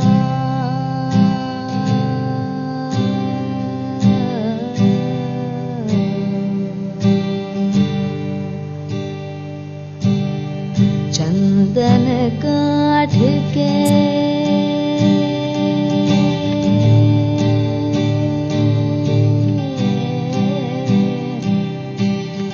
चंदन काठ के बनल खटोला चंदन काठ के बनल खटोला तापर दुलहिन दुलहिन सूतल हो कौन ठगवा नगरिया लूटल हो कौन ठगवा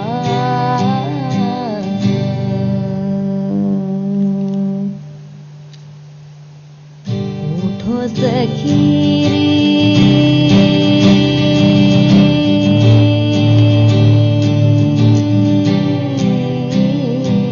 उठो सखीरी मांग सवारो उठो सखीरी मांग सवारो दुल्हा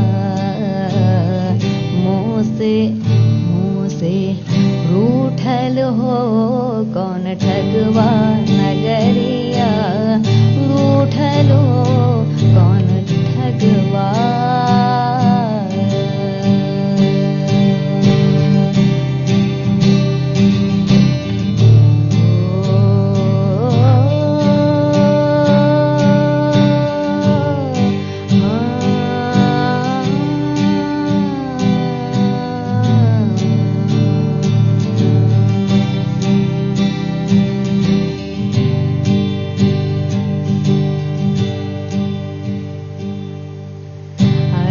जमराजा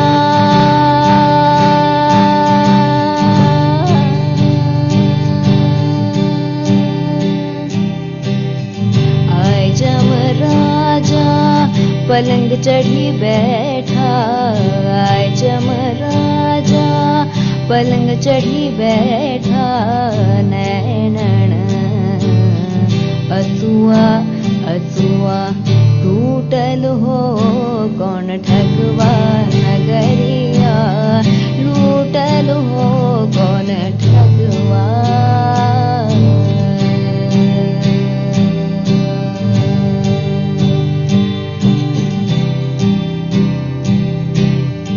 आय जमराजा चार जने मिल खाट उठाए न चार जने मिल खाट उठाए न चाहूं धऊं धऊं धऊं धऊं उठल हो कौन ठगवा नगरिया लूटल हो कौन ठगवा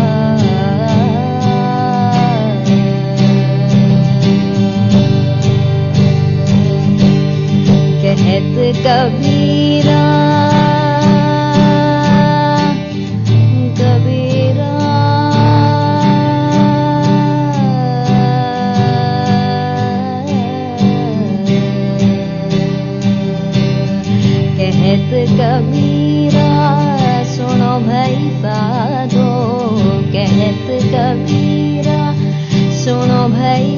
बांधो जग से नाता नाता छूटल हो कौन ठगवा नगरिया लूटल हो कौन ठगवा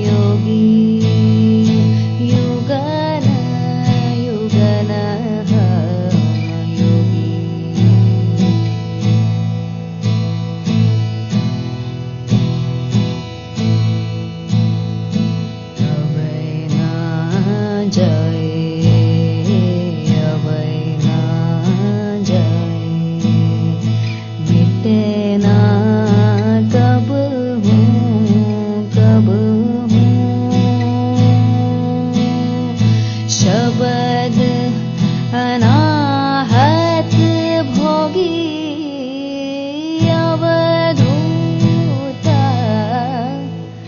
युगन युगन योगी हाँ योगी योगी योगी युगन युगन योगी सभी ठोर जमात हमारी जमात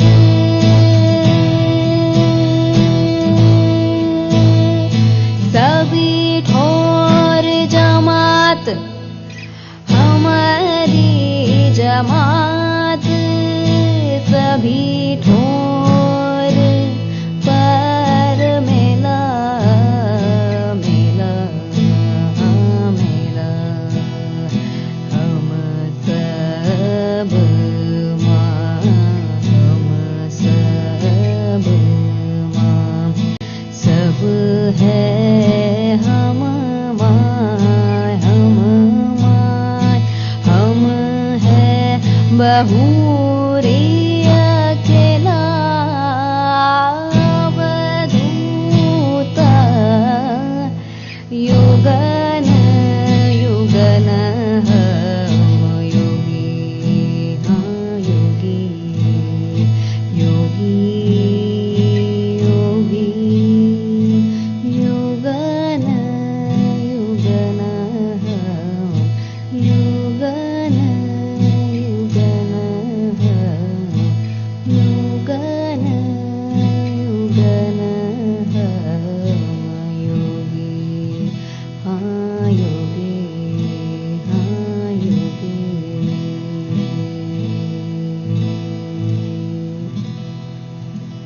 remaining 20 seconds. Just be in absolute silence.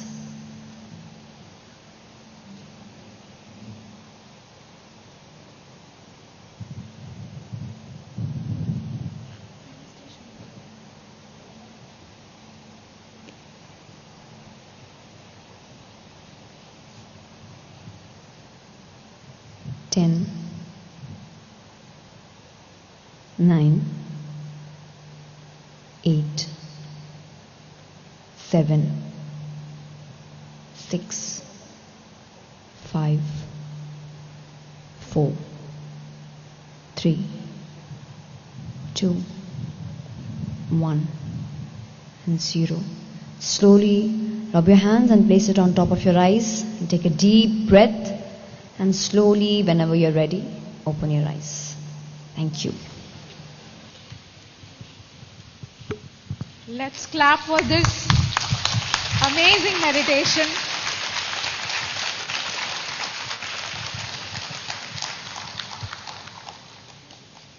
So Paima is not just for meditation and fun, guys. It is also for the arts. Patriji's inspiration has been in such a way that he wanted all of the youth to mold ourselves holistic way in all forms. And art is one great thing.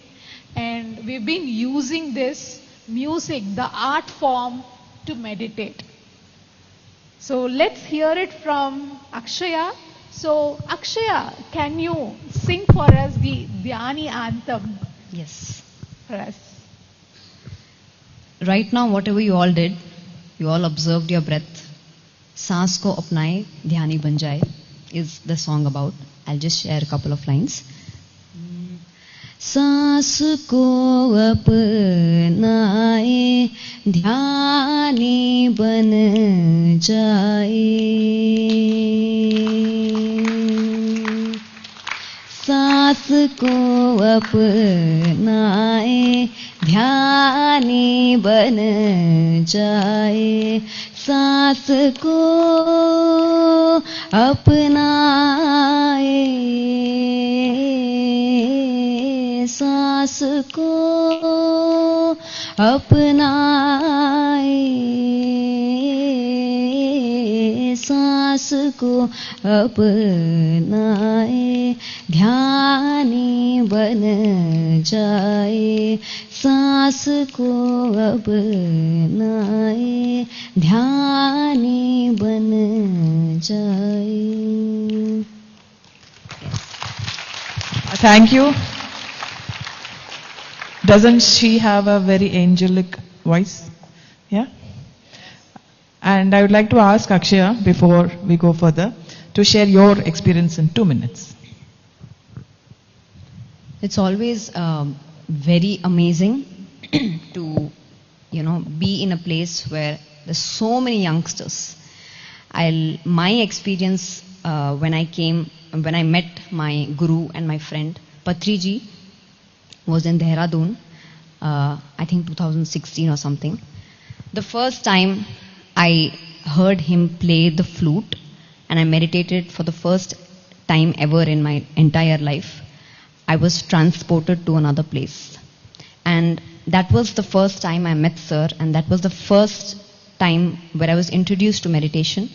And from there, it has been no looking back.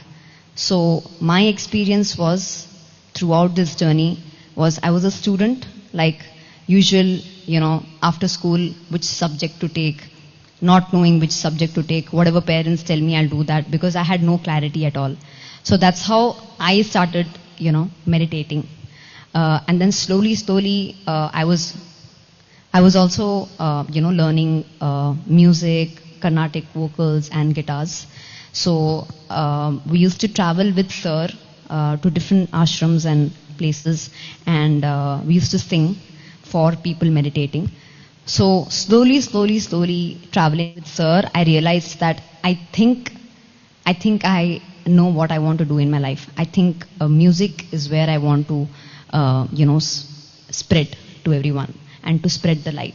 So I got 3 things, 3 C's, which I always share with everyone: clarity, confidence, and the ability to make choices. So these 3 C's meditation has taught me, and I really hope and I wish, and it will happen for all of you. When you enter into meditation, you will get to know that you will get clarity in your life. You will get the confidence in your life if you are not confident, and you will be able to be in a position where you'll be able to make choices in your own life. So that has, it has helped me. Meditation has helped me in these 3 things, and it has given me the purpose of my life to spread meditation through music. So yeah, thank you so much. It was wonderful to meet all of you. Thank you. Wonderful. For her amazing vocals and her amazing skills for the guitar, we felicitate her. Guys, clap. It was an amazing one.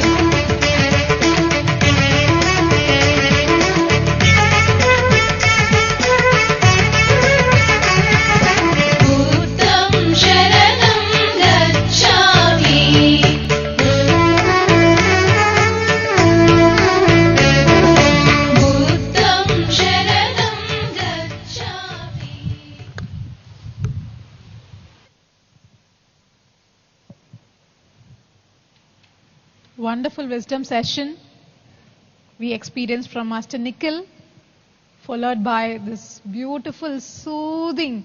How is this meditation, guys? Not every meditation is the same, right? Yeah. The live music was on one side. This was just another level with her vocal. Every meditation is an unwinding for us. And now again, we are going to have some conscious conversations with our conscious Paima youngsters. So now, do you guys know what are panel discussions? Have you ever heard of it? Have you guys heard of it? Yes, okay. So have you guys ever been in a panel discussion, like as an audience, and looking at them and what they are doing? Maybe. Okay. But today, you are here, you are going to witness a panel discussion. So, a panel discussion, guys, do you know any one point what a panel discussion might be? Anyone? There are hundreds of people here. Any one person can tell me that. Okay. So we can actually have a lot of multiple viewpoints from panel discussions, and we can also have insights of the people who are talking. So if there is a subject, so you're having one topic and you need a lot of viewpoints of what it is actually, right? Huh? So now it's also going to be like an audience interaction type. It might be also. Okay. And then it also clears up all the doubts easily and with all extensive experiences of young masters. So today we have our friends. So we are going to discuss on the topic beyond likes and validation. A very, very connected topic for all our youngsters, today's generation, where we are trying to seek something from the outside constantly, someone to appreciate, someone to validate us so that we approve ourselves. Rather it should be coming from inside us, having that trust and self-belief. So we are going to discuss in this modern age, what are the insecurities we are facing? Why we are not able to accept ourselves as we are? What is all this about? So how to handle this? How to overcome this? So our youngsters, PMA youngsters, are going to do a beautiful discussion. You're going to get real life insights from this. So how excited are you guys? Okay, now let's welcome Hanish, Kalyani, Harsha, Preeti, Vajrata, and our moderator, Himashri. Let's give a big clap, applause, come on. No energy, done, over.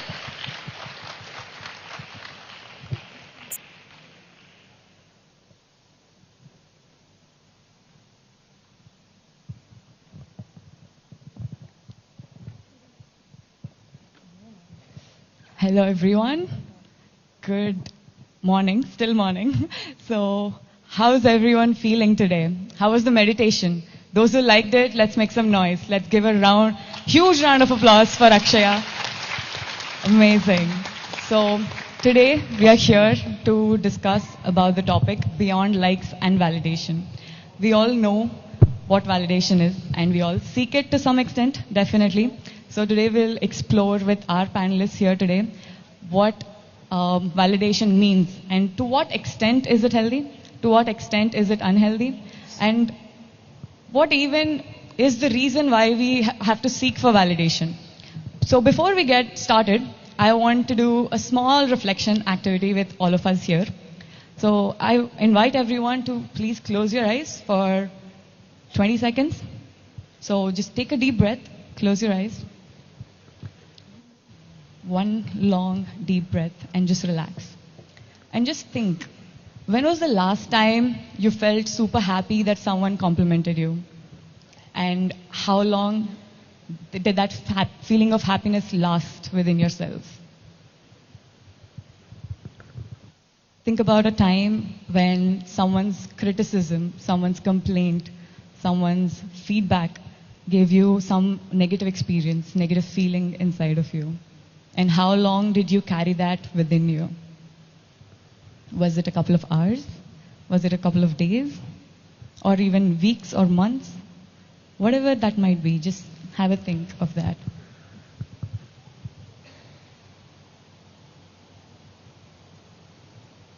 Okay. Everyone please open your eyes.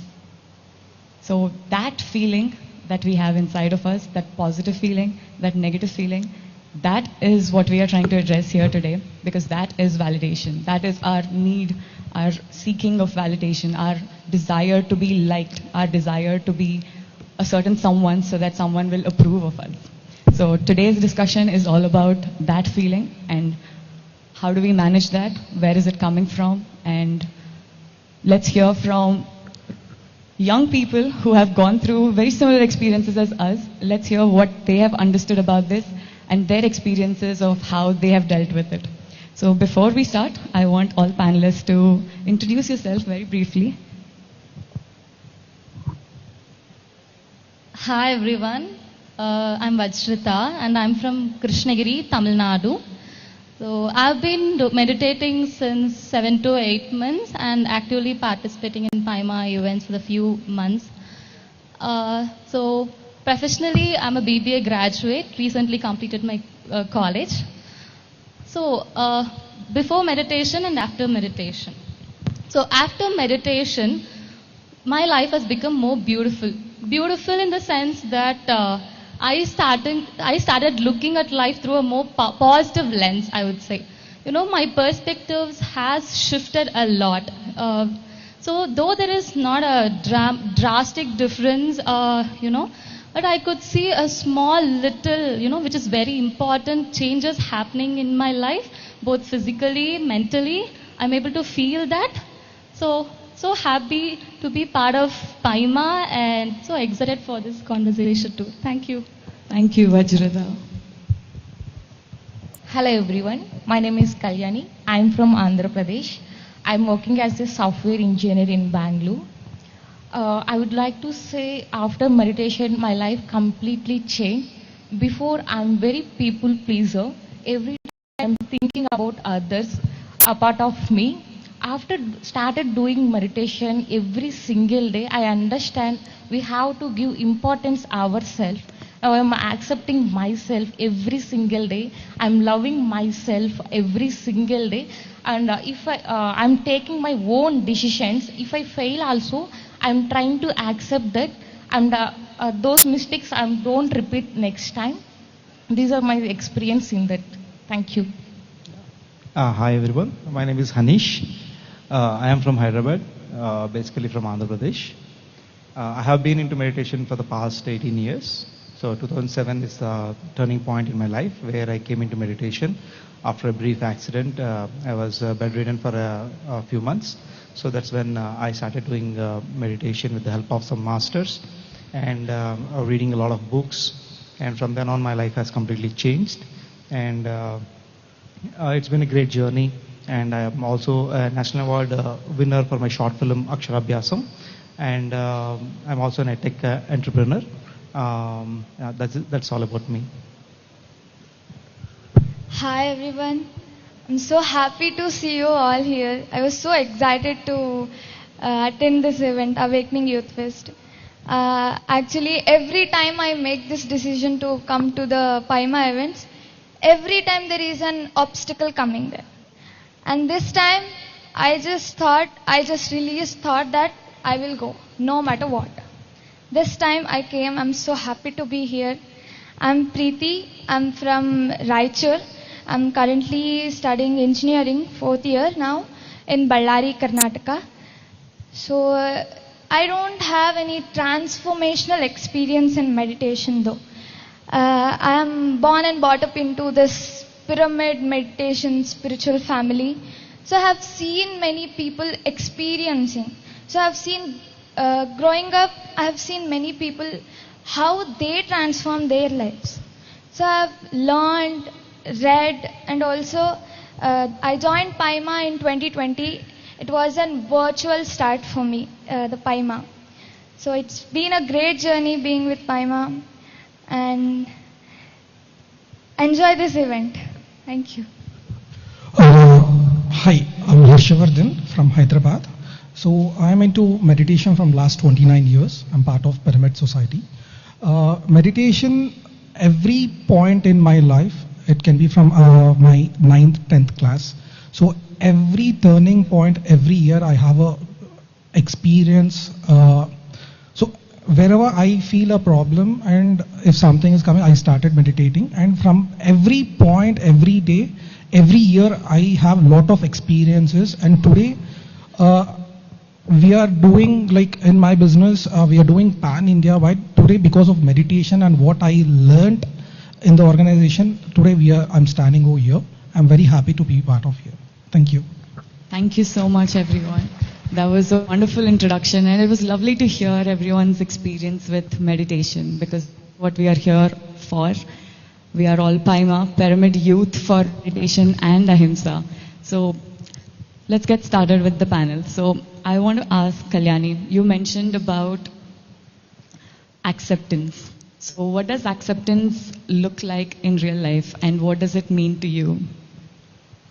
In my perspective, acceptance and growth always existing together. If you accept what you are today, if you are working towards what you want to become, it's always you have to accept yourself. If you do the mistakes also, first you have to accept yourself, then you get to know how to realize from those mistakes. You don't want to repeat those mistakes. I learned so many things doing the mistakes. Then after I realized we don't want to repeat those mistakes in our life. Meditation taught me so many things actually. Before not doing meditation, I don't know what I want to do. I don't know what's going on in my life. After practicing meditation, meditation taught me so many things. Not only meditation, I started reading the books. The 2 books transformed my life completely. The 2 books are The Power of Subconscious Mind, The Secret books. These 2 books are very powerful books. We must read these 2 books. Actually, these 2 books taught me how we have to think our own life, how we have to be independent. We don't want to depend on others. We don't want others' validation in our own life. We have to do anything in our life. We have that capability. We can able to do anything. I thought after reading these 2 books, and this is we have to accept ourselves. We can get to know whatever we want. Thank you. That's amazing. You answered my follow-up question also. Like, how do you deal with acceptance but also strive to get better? And I love that you mentioned 2 books. That's very helpful. So do you want to share your experience with self-acceptance?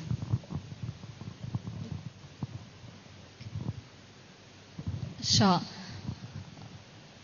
So I'd like to share an experience so that, personal experience.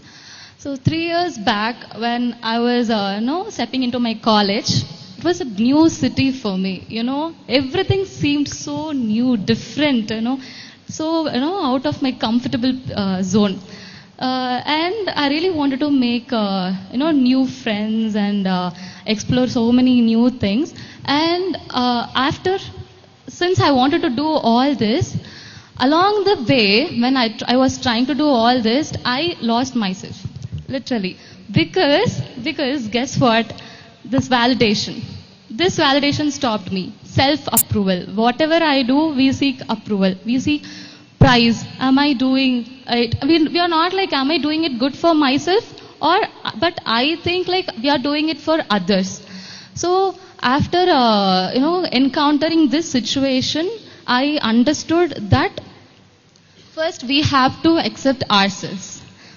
First we have to be happy with whatever we are, So that's when you will find your true capability. You can unlock your true potential whenever you are happy with whatever you have and whatever you are. That's right.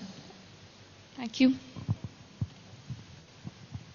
Thank you so much, Vajrita. That was amazing. Hanish, would you like to share something about how is it healthy to have validation, the need for validation, or is it completely unhealthy? What's your thoughts on that?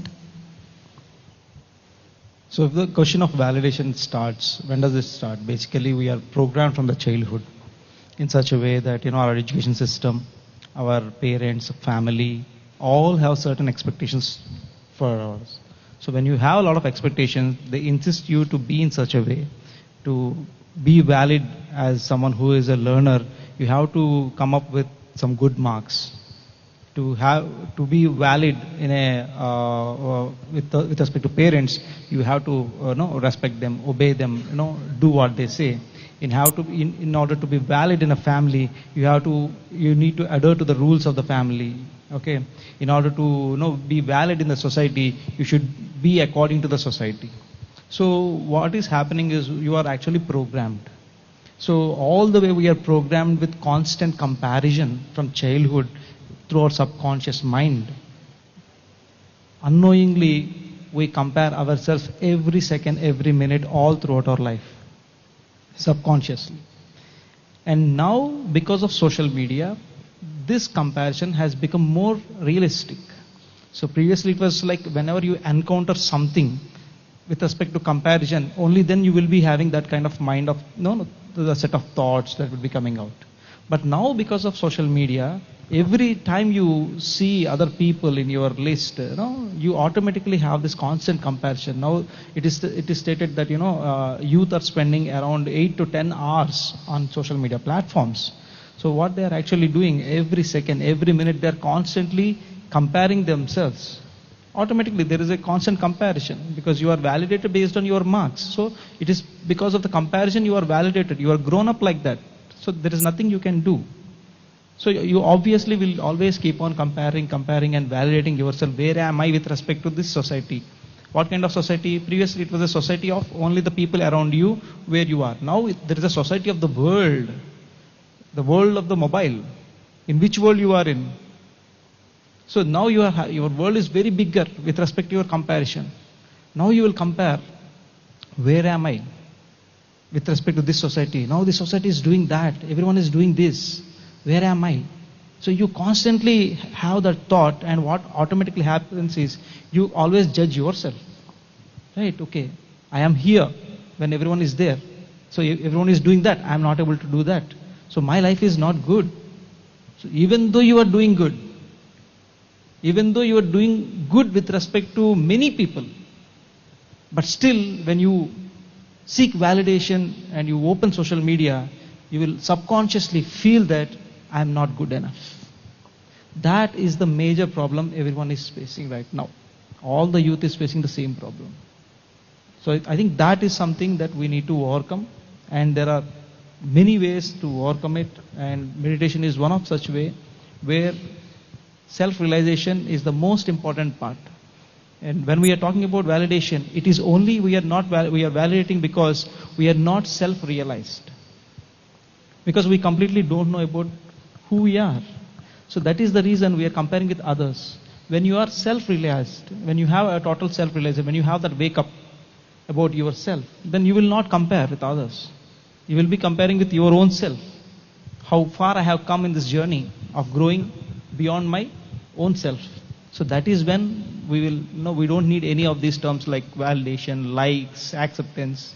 Everything will become zero. Definitely. I think social media likes is something that we all keep a track of despite not wanting to. The urge to do it is very strong. So when we are on social media, we have come across people doing the things that we want to do, being the person that we want to be. So someone doing the career path that we are on. So how do we take that as an inspiration and not a comparison? Is that at all possible? Definitely. What happens is every one of us have some desires to do something, but due to certain things we may not be able to do. Okay, even if you want to become some kind of an influencer, coming to the terminology of Gen Z or something, you want to be some kind of influencer, you want to be always, be present in the social media with some kind of content.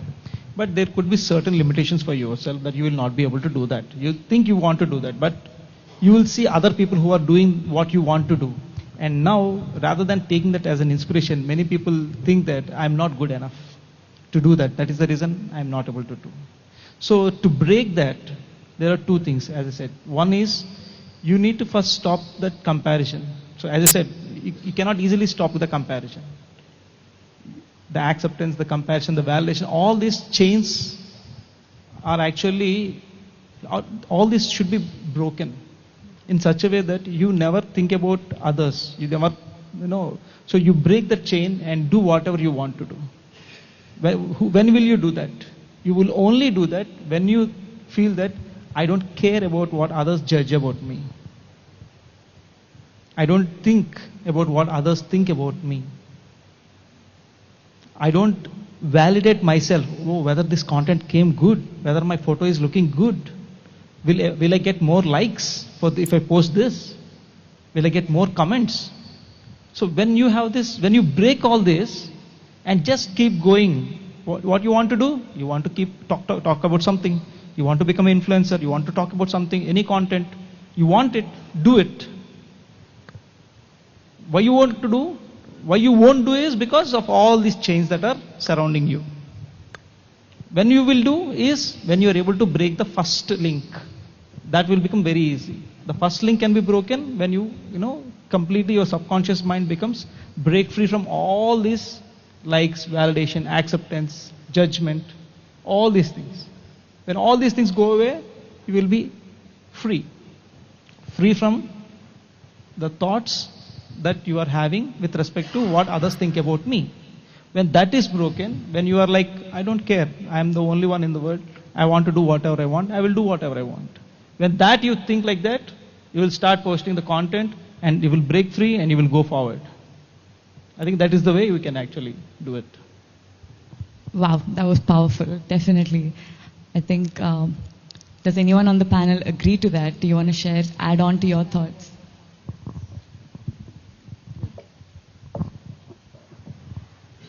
I would like to say here, if you are comparing yourself with your old version, you never compare yourself with others. You don't need others' validation. You always compare yourself with yesterday, what you are doing.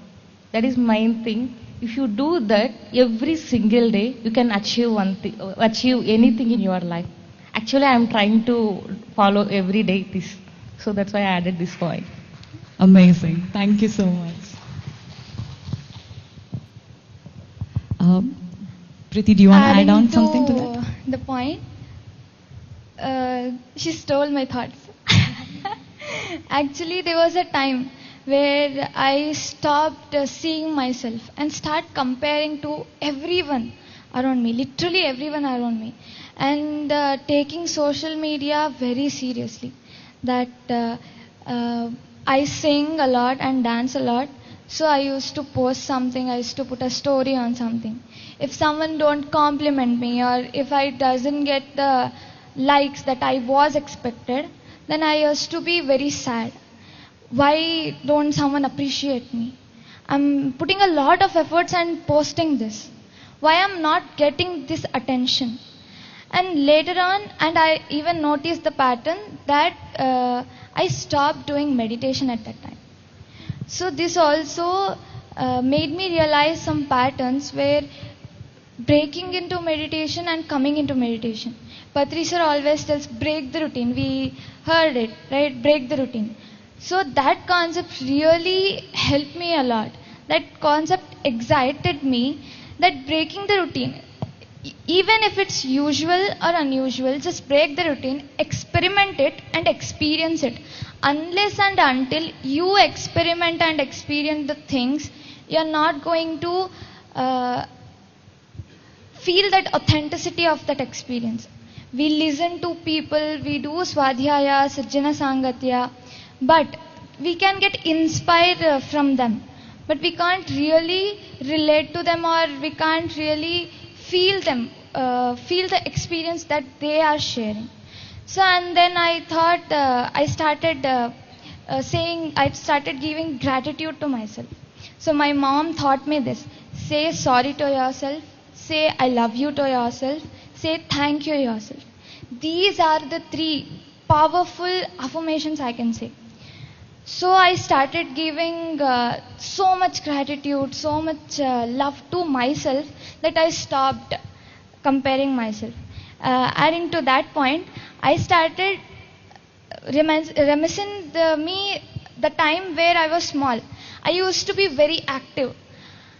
I used to not waste a single minute of my time.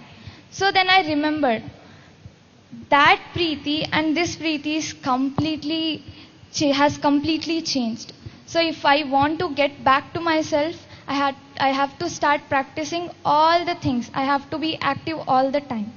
And it doesn't matter. It's okay if you don't want to be active all the time. It's not about always being 100% all the time. You can be 0 sometimes. You can be 50% sometimes. A quote I want to share. If you improve 1% every day, just 1% every day, you will be improved 365% a year. You heard that, 365%, not just 100.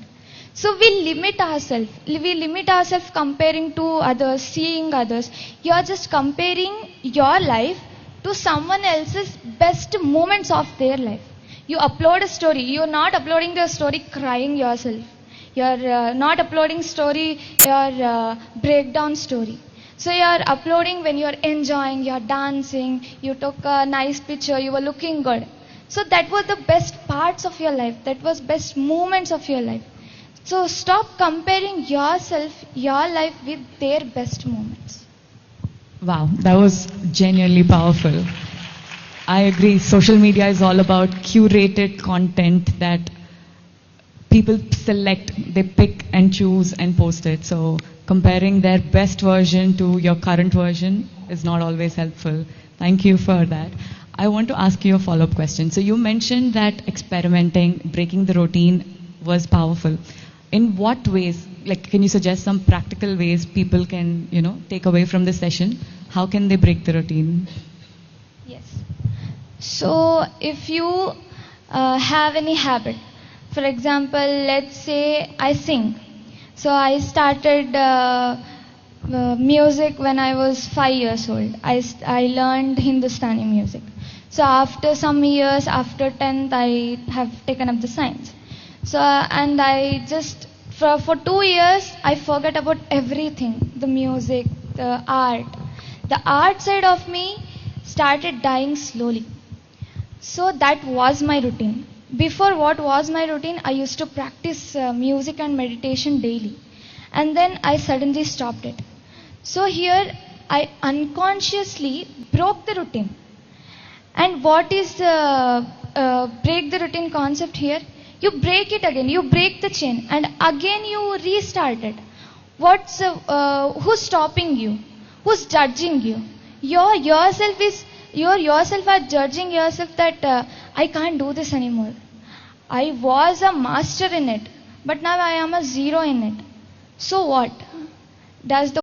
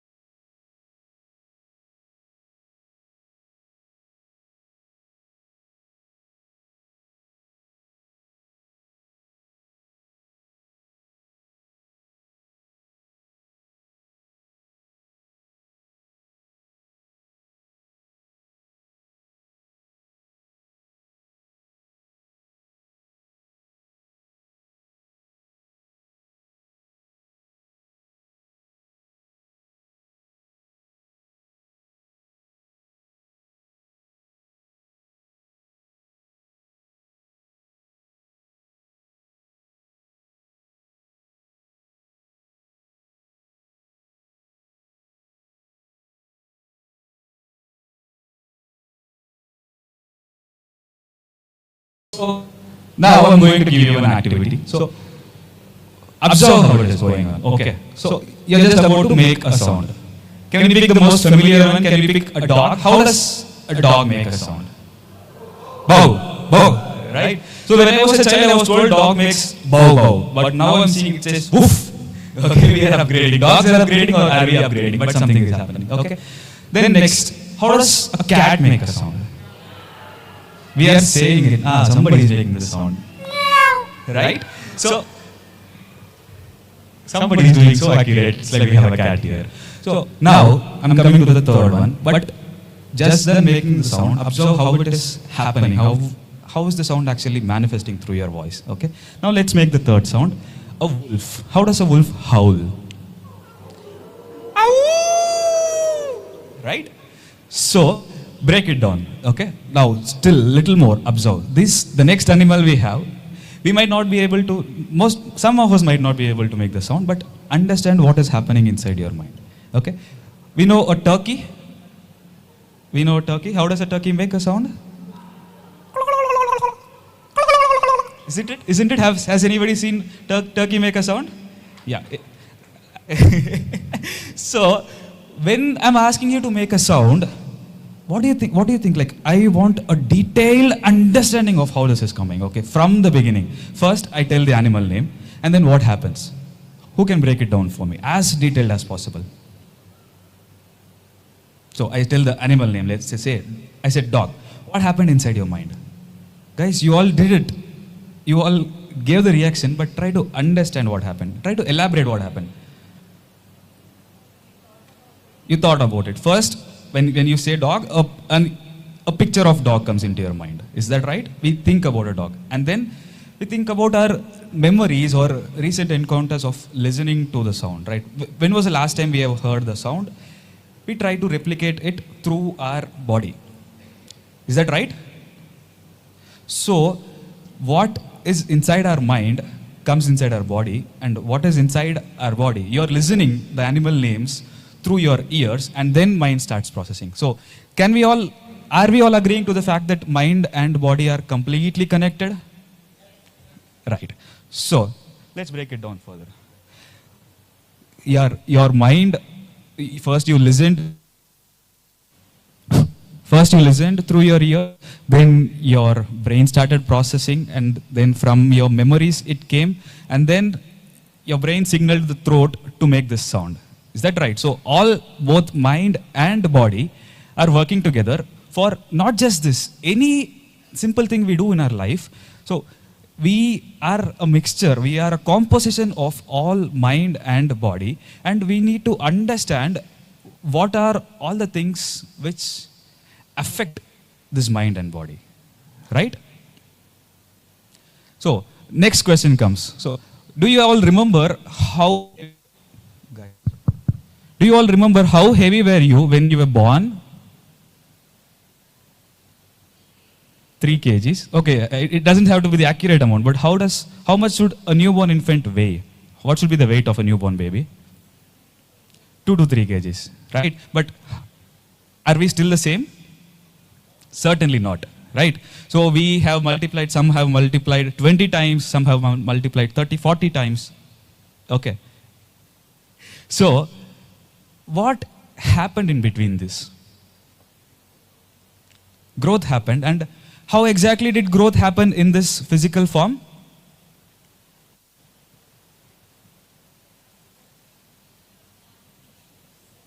Yeah, but what is the fuel of this growth? Food.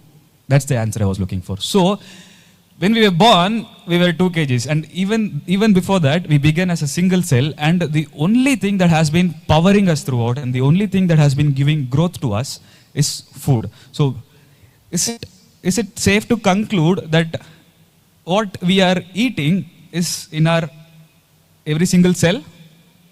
Is that right? So, when whatever we eat is actually making us. So we are all familiar with the quote, like we are what we eat, we become what we eat, right? So this changes itself is valid enough, let's say in terms of weight, or even it's not just about weight. After a point, your body stops growing and it works on refurbishing it. On a every daily basis, like cells keep dying and taking rebirth, and every single one of this process is powered by food. Is that right? So it's not just about weighing, but even after reaching your ideal body state, we still keep regenerating, and in every process, we become what we eat. So sometimes when we have a meal, we might feel like, okay, some meals might feel light. Some meals might feel like, as soon as we have a meal, we feel like sleeping. Sometimes happens, right? So it's not just about how it affects our body, it also has an impact on our mind state. Okay, so the reason why I'm giving all of this is to connect with your observations, and then you will be able to connect with yourself to understand how to design your food. Okay, so better mic. So I've given you an idea of food, how food affects us, and I've also told you, like you have told me that we eat 3 times a day, but do we know how much time or how much energy is being spent on digesting food? Thank you. Approximately 70% of what energy food gives us is being spent on digestion only. Okay, so here it becomes an important point for you to think how to have food which is easily digestible. So if on an average it is 70%, if you are eating food that is hard to digest, it will stay inside your system for long, and as long as it stays inside your system, your mood, your character will be affected. Okay, so who you are, your personality is mainly based on what you eat, isn't it? So what we eat, when it stays inside our body, the energy impacts what happens in the biological form of your body, and what happens in the hormonal way or in the biological way affects how you think. Has anybody heard of this term, hangry? What does it mean? Can anybody say me? Hangry. Hungry plus angry. We are going through a reaction that is ready to digest, and we are not feeding it, and that affects our emotions, isn't it? This is usually used when we are trying to say, I'm actually not trying to be angry, but my hunger is actually making me angry, right? So the reactions that happen in your body will affect what reactions happen in your mind, and the reactions that your food gives you will affect how your body reacts. So all these are highly interconnected things, and to be able to have a clear mind. So if you want to say, I don't want to be angry at this moment, or let's say I'm giving an important presentation and I don't want to be anxious at this moment. So the best way to have have a control or have a say on what do you want to feel is clearly backtracing to what we consume, food, isn't it? Any disagreements here? So when we do it on a daily basis, okay, maybe food, we might not hold it in our body for long, but when food becomes our body, we carry this body wherever we go, right? Is there anybody where like, I'm trying to go to, the lake now, but I leave my body here and go. Do we do that? No, right? We might leave our phone, we might leave our handbag, we might leave our water bottle and go, but we cannot leave our body. We carry our body throughout, and that body is being built by a habit. Okay. On a daily basis, whatever you are trying to consume, it's literally becoming you. And if you want to change the habit, where do we begin from? Food. So here, you are freely allowed to experiment. It is not about saying you should try only this and only then you will get the result. Everybody here are spiritual scientists here. We are trying to understand how this being works and how to make the best use of it, right? So these are all the points where it is, even to our conscience, it is evident that food is somehow controlling, but not many of us have taken the efforts or have been given the information that food controls your body, and if you control food, if you design how you want the food to be, and you get to say how you want to be. All right? And then there is this one question I want to ask. So, how many of us have been a meat eater here? That's it. So how many of us have meat eater friends here? So not to discriminate. I'm saying like, not meat, by meat eaters I don't want to discriminate, but people who eat meat, basically, that's it. We all have friends who do that, right? Yes. So if you're going to ask ourselves or ask any one of them, like, do you know what you're actually doing? I mean, if I'm going to give an animal and actually ask them to go through the process by themselves, will we or will they be able to do it? Do you think? 99% of us won't be that brutal, right? But the only difference that happens here is we see them as two different things. Okay, we see goat as an animal, but we see mutton as food. That's just because our habit has trained us. Okay, we started having the habit, and slowly we lost sensitivity to see them as what they really are. And we go to the pre-wired brain process, thinking, okay, this is food, I eat. But when you try to be conscious, when you try to understand how the actual process happens, almost all of us won't be able to go through it, right? So here there are two things we need to know about. First is what food impacts on us. Okay, if it is going to be just a matter of protein, we all say like protein is required to keep our body alive, right? So for that we go to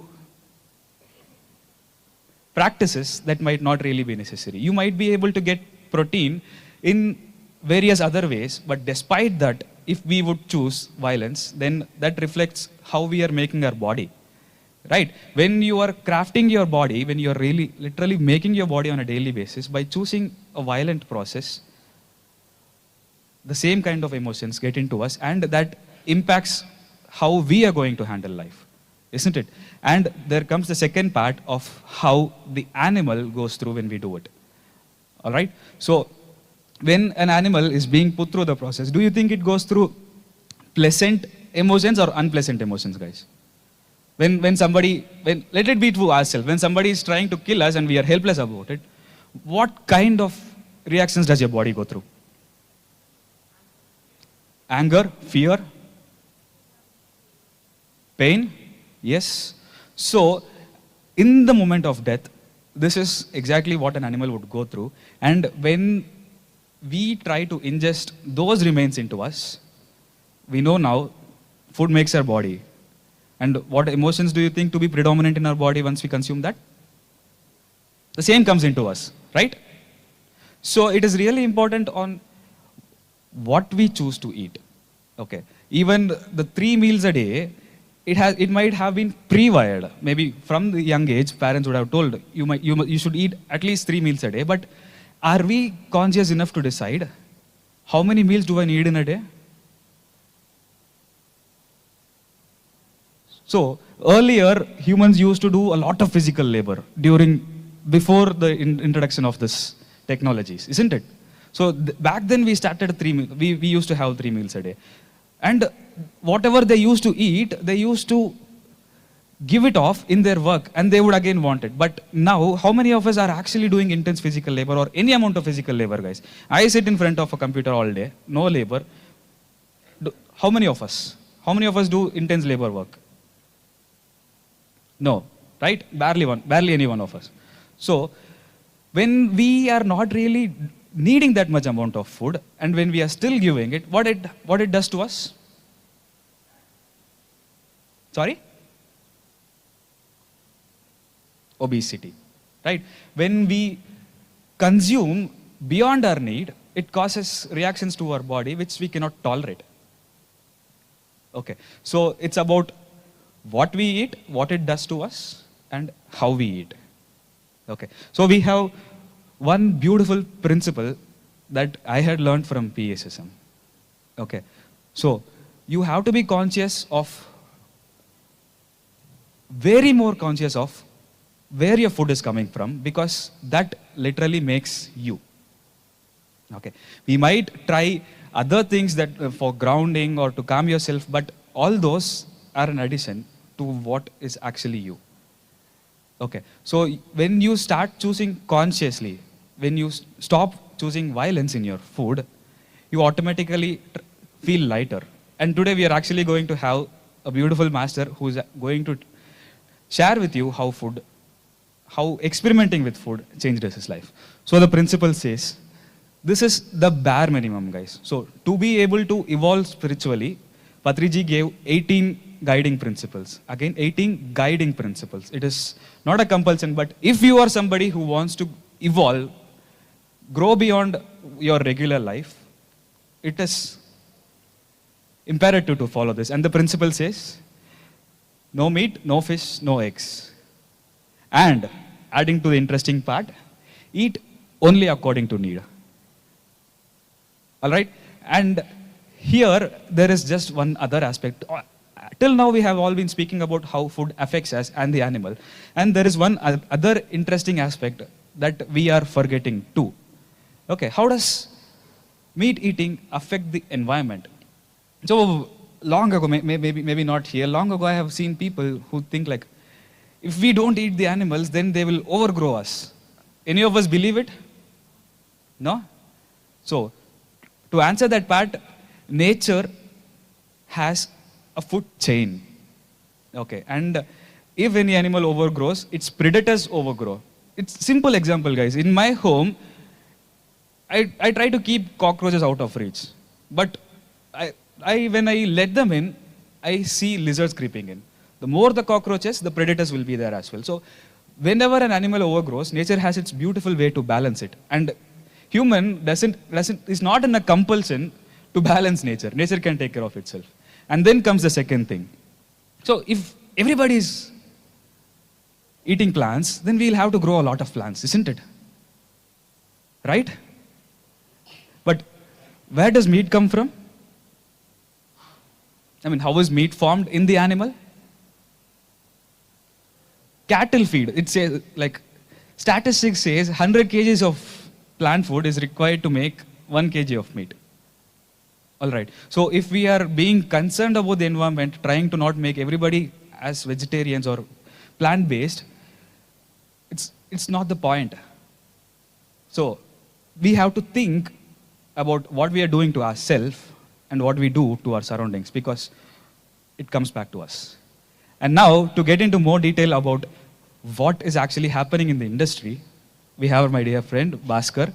So he is here to tell you about, as of now, you had learned about how meat eating affects you and the environment, but how is it actually being done? How much are we aware of how it is being done? So let's give it up for Bhaskar, guys. What's up?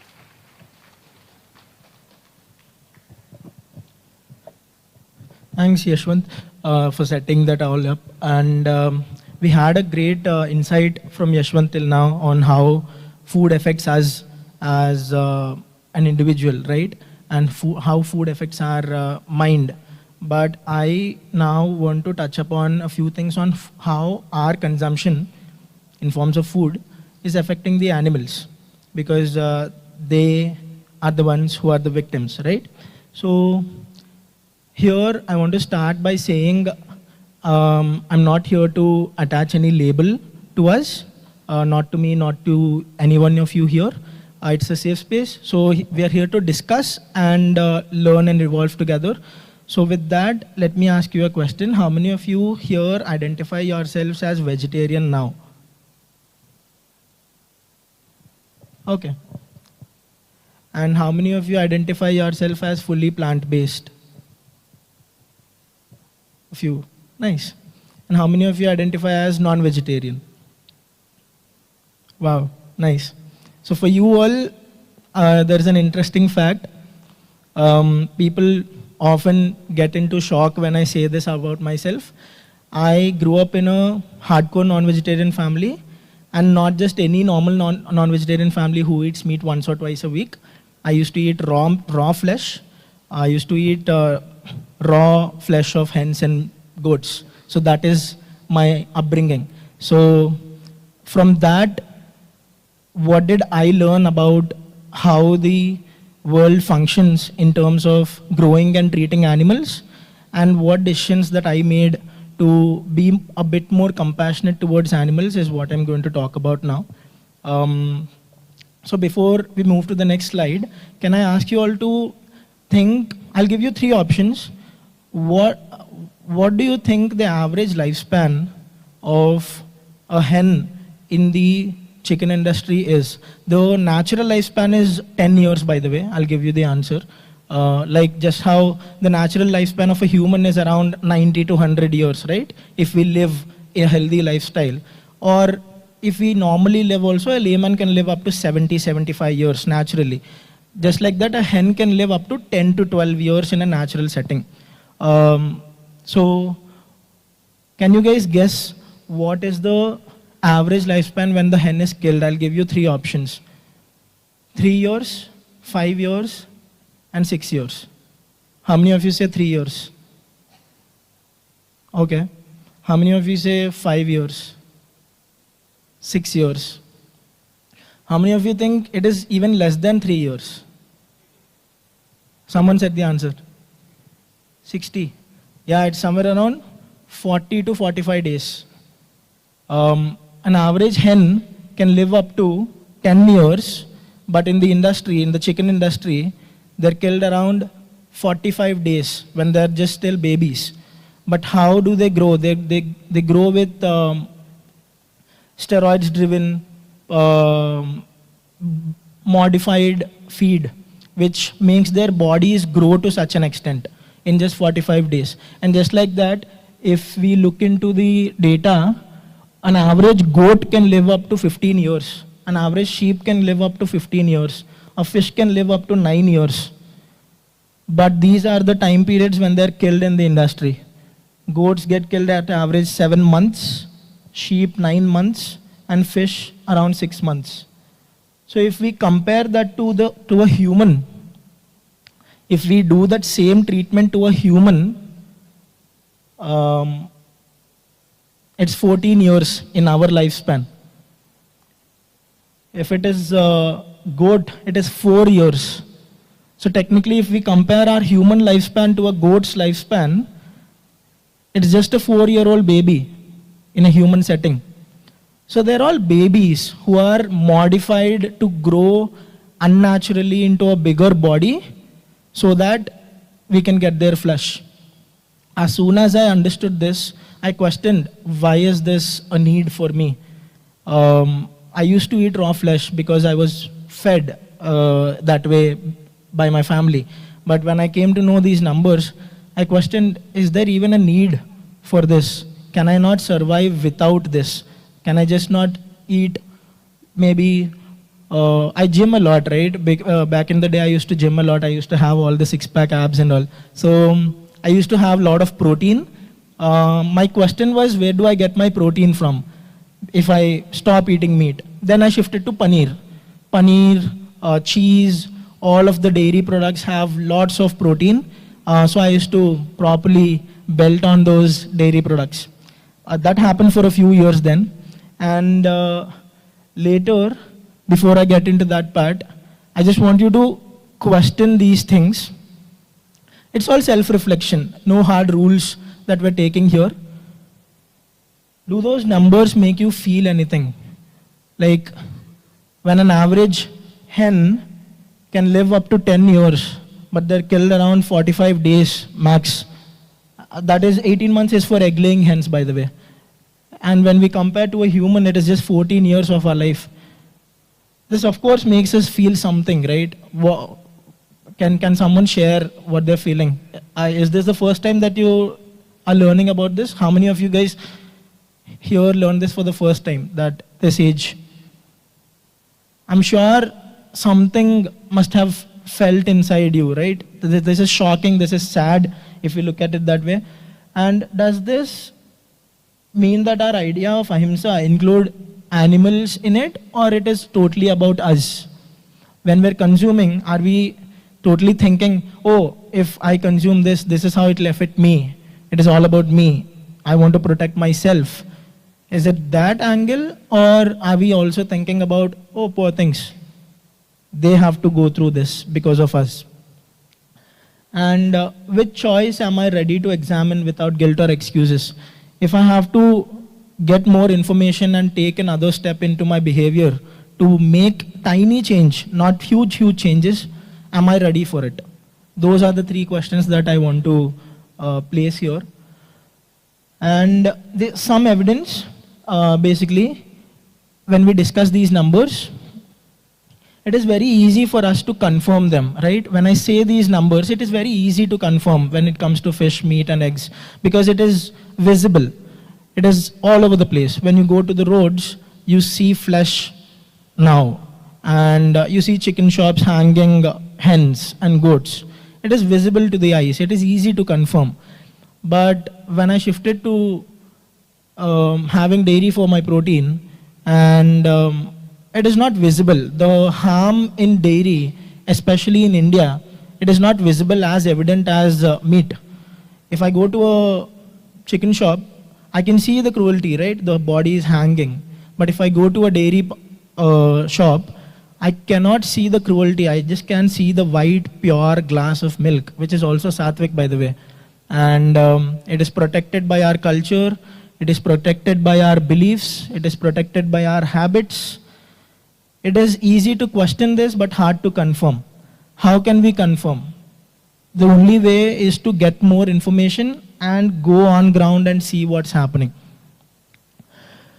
So I'm here to just give you the information. After this session, whenever you guys go to your own homes, please go to your nearby farms and confirm this. Don't believe me. Listen to this information and go home and confirm this in your nearest shops or farms. Just ask these questions to them that I'll be presenting. So in 2024 and 2025, that 1 year, India as a country, we have produced around 247 million tons of milk. We are the largest producers of milk in India. And also, India in the same year, we produced around 1 million tons of beef. Can you see the link between them? This is data, this is facts. But in India, we don't raise cows and buffaloes for beef, right? We don't do that. We only raise cows and buffaloes for milk. Then where is this beef coming from? Who is raising them? That was my question when I was in the vegetarian lifestyle. When I stopped eating animals, when I was in the vegetarian lifestyle, I came across this data and this was my first question. It cannot be true. India does not raise animals for beef. Then I understood the link that the demand of milk, the more paneer, cheese, buttermilk, anything, ghee, the more demand of milk we have, the more supply should happen, right? That means more animals are being raised. For that, more births should happen. This is where the basic biology comes. Every female, there are, just like humans, can only produce babies when they are pregnant. No mammal on the planet Earth will ever produce babies without getting pregnant. That is basic biology. So if the demand is so high, that means we need those animals to give birth every single year. That is the missing link that we need to understand. And when they are giving birth every single year, there are, of course, male calves and female calves, right? It cannot be that, oh, I'm getting only female calves. My business will grow again. There will be male calves also. But as a farmer, raising those male calves is a cost to me. What will I do then is, I trade them for slaughter. As a farmer, I'm just doing my business. I'm not doing anything wrong. The law allows me to do this. But for the animal, we need to think, is it fair? Is the animal consenting? Is the animal willing to be in this system at all? Or are we imposing them to be in the system so that we can get the milk and beef? So this was not the case in India forever. Before 1970, the farming was very natural. All the male calves were used in farms, and all the animals were treated like family, right? That was true. I'm not denying that, but that's not the same case anymore. The industry has shifted, the world has modernized a lot, and we need to understand what's happening now. We of course have a strong belief that all the farmers take care about the animals a lot, and no animal is sent to the slaughter. That's our belief. But what's happening in reality is, since 1970, you can check out all of this is available on Google. It is history basically. We are having a history session now. It's not an ethical session. In 1970, the founder of Amul came up with an idea called White Revolution. It's called Operation Flood. As a result of that, dairy became an industry in India. Just because dairy became as an industry in India, we had to think about how can we make the process more efficient to produce more milk. That was the agenda. That was the operation that happened in 1970 by the founder of Amul. It's basic history. There are a lot of books on this. And when there is a lot of milk, there are, of course, the cycle repeats, right? The same cycle. We cannot get milk any other way. There has to be a birth. The mother needs to then produce milk. Otherwise, the mother can't produce. It's a female body at the end of the day. When there are more milk, when there is more birth, there will be more male calves. That means there will be more burden on the farmer. Now, what does this poor farmer do? If I take care of the calf till the end, I need to invest money on it. It will not give anything other than dung. I cannot sell dung. I cannot sell that dung to anyone. It is not profit for me. What will I do? I'll sell that poor calf to beef. The skin of the calf becomes the leather. The flesh of the calf becomes the beef. That is how dairy and beef are interlinked. That is the reason why India is the largest producer of dairy and the third largest producer of beef, even when we don't raise any cattle for beef. So yeah, this has been the history. Now we are living in another revolution. It is on papers again. We are living in a white revolution 2.0 by the same industry.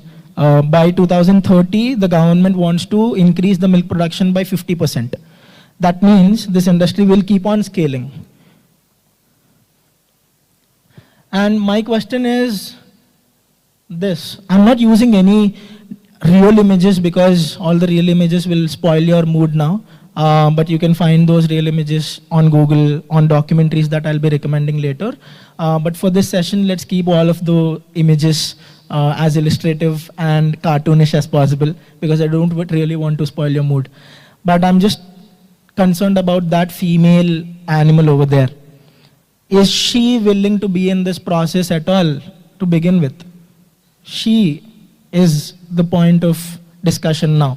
Does she want to become pregnant every single year? Does she want to become a mother every single year? Does she want to keep giving milk until she dies every single year? That is the point of discussion that I want to have right now, and that is the simple question that I want you guys to have in your minds right now. Because we're disconnected from this. It is not our fault because nobody told this to us. And also, this gives another interesting fact. How many of you notice cows on the roads of India? Raise your hands. We all notice, right? Lots of cows on the roads near the temples. But how many of you noticed buffaloes on the roads? As predominantly as cows. Equal number of buffaloes. Cows are visible everywhere, right? But buffaloes are not visible everywhere. How come? Because 43% of India's milk comes from buffaloes. 57% comes from cows. So if we see those many number of cows on the roads, we should of course see a lot of buffaloes also, right? Where are all the buffaloes going? So the thing is, in India, slaughtering a cow is illegal because we consider Go Mata, but we don't consider buffalo as Mata. Buffalo is not even a Mata, it's not even a Pita. So buffaloes are sent to slaughter because it is legal. Cows are just left on roads. Those are the cows that you see on roads. Farmers are leaving those cows on roads. And the buffaloes go to slaughter. And these are the words that this industry uses This is called euphemism. Euphemism is basically just how I did this here, right? This image is euphemism. I'm not showing the real image because it will make you sad. I'm using a cartoon here. And that's what the industry does with words. Just not to make you sad, just to make you comfortable, it uses words smartly. It uses the word culling instead of killing. It uses the word breeding instead of forcefully impregnating. When the reality is the animals are being forcefully impregnated every single year. But when I say this, it feels wrong. So we'll use the word breeding. It sounds fair, nice. So as I explained, the milk industry is going to grow 50% by 2030. The government is on it. It's doing its own job. The industry is doing its own job. The farmers are doing their own job. They're not at fault at all. Nobody is at fault. None of them are at fault. Even we are not at fault. It is just a question of awareness. Are we aware about this process? If yes, what are we going to do about it? I personally choose not to be a part of the system. I'm just asking you to decide for yourself. So that is the reason why I started this session as let's not label ourselves anything. Because whenever I label myself as a non-vegetarian, I'm identifying as someone who eats flesh and it's normal to me. It's about me now. Whenever I'm identifying myself as a vegetarian, it's again about me. I am a vegetarian. I'll not eat meat because I don't eat meat, but I'll use dairy. When I'm saying I'm a plant-based person, it is again about me. It is always about I. The label is always on us. But if we remove the label and put the focus back onto the animal, that's when we can make conscious choices. Because the ego is no more there, you are no more there, you make decisions based on the consequences. So when we look at the consequences, can we make the same decision? If there is a better decision, why not that? So if we can reduce the consequence, why not take the less harmful path is something that I want to question as a thought. So that's my session now. And my only request is please keep this question in your heads. Whenever you're drinking your next cup of chai, whenever you're having your next meal, whenever you're having your next anything, any choice, just ask yourself a simple tiny question. Is any animal being harmed or forced because of this choice? That's it. If we have that single choice in our head, I think we can make collectively better choices. And to make it a bit more easier, there is a 11 days program that Parnita Patriji is hosting after this event. It's going to be online. It's an 11-day program to help you understand how you can plan your own diets, how you can plan your own meals, and how you can find replacements of ingredients that not harm animals, which come from plants. So it is an 11-day program. It's going to be completely free. The registration QR is downstairs. You can scan the QR and register for yourself. And it's going to start on August 3rd, yes. So it's going to be started on August 4th. From 4th to 11 days, it's going to be a live program. Every single day there will be a session. So if you are interested to know more about this subject and take better choices for the animals, you can enroll into that. The QR code will be downstairs. Thank you.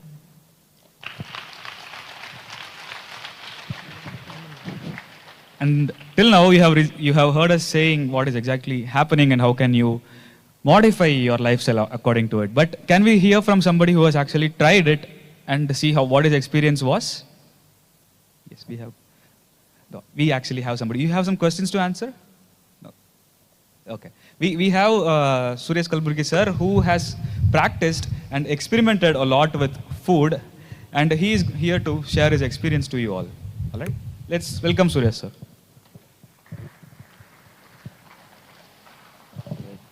Thank you. No, I'm fine. Yeah. So, hi friends. Thank you, Yashwant and Bhaskar, for giving this very insightful session on not only about vegetarianism but about also on vegan diet. right? Bringing a lot of statistical facts, medical reasons, and the geological situation and issues. See, my name is Suresh Kalburgi. I hail from Bangalore, and I have been practicing meditation since 99.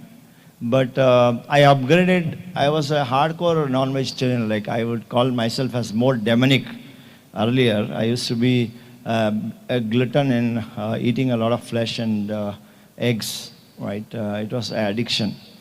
And today I come from a background like where I travel very extensively across the world, right, because of my business, and particularly going to this Chinese, the Asian countries, the China and Taiwan, and also US. So you know the food, how it is being served, and like how there's a lot of cruelty there, right? So somewhere in 96, right, it just struck to me that I was reading a book, and then suddenly I was convinced that, you know, this is really very bad that I'm doing, right? I was struck emotionally that, you know, how painful it is to cut an animal and eat, you know, and that became the start of my journey to become a vegetarian. So ever since 96, I have never seen backside as to like, why meat again, why egg again. So that's how my journey started. So I upgraded from meat eating diet to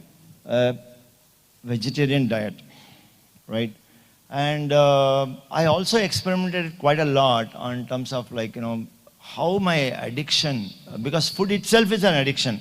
We don't know, right? It's more dangerous addiction than alcohol, right? So eating 3 meals a day, 4 meals a day, or having a snack here and then. So it is just all about the fad, like the kick that we get because of the fragrance, the aroma, and the tongue, the texture, the feeling, you know, it's all about the kick that we get, right? So I have been experimenting quite a lot because of my travel. And when I became vegetarian, so my options were limited when we go out, right? So I had to live and see how it can be more simplified, right? Can I just survive only on salads, or just have a fruit bite, or just a bottle of juice, or just take some pepper, salt, oil, and rice, right? So that's how I have been experimenting on myself there. And then I realized gradually, right, how it's happening, how the choice is changing.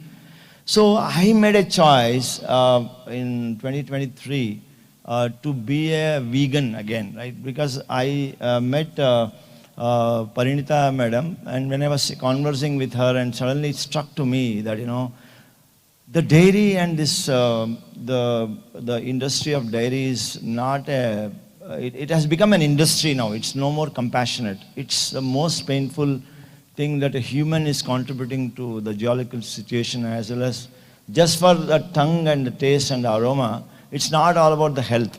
So I made a choice. I made a conscious choice that, you know, I'll become a vegan.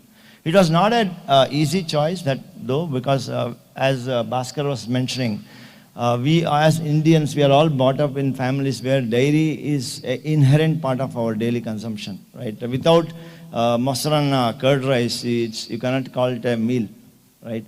So then I learned, you know, first thing is I gave ahimsa as the highest order than satisfying my taste buds or my nose, you know, which gives that aroma and the kick.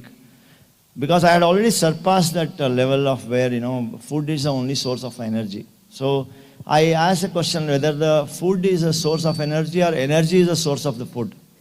What do you say? Is food the source of energy or energy is the source of food? Energy is the source of food. So that is what I realized, right? And I keep experimenting this every day. The facts I've put in there, it all starts from the fear, the anxiety. What if I stop dairy? Or what if I don't get the protein? Or what if I don't get this vitamins, particularly the betel myths, right? Then I said to myself, right, you know, if I keep climbing to the mountains every winter, right? And when we go very high altitude mountains, your oxygen level in the oximeter drops. But if you allow your body to acclimatize for a day or 1.5 days, 2 days, from 60 it can reach up to 90 or plus, right? The oxygen level. Then who is doing that? How is it that the body is able to grab more oxygen and your efficiency of the blood level can keep up to that level. So then I started experimenting, whenever I had some glitches on my body, like, because it's a craving that created this problem. I had a lot of craving for paneer, ghee, butter when I became vegan. So then that craving created that deficiency syndrome in myself. Then I started observing, then I started using my consciousness, my awareness, my energy levels. Then I said, why can't I create? I tell my body, Are Baba, I am a Purnatma. You take and correct yourself. Whatever the deficiency is there, it's no more there.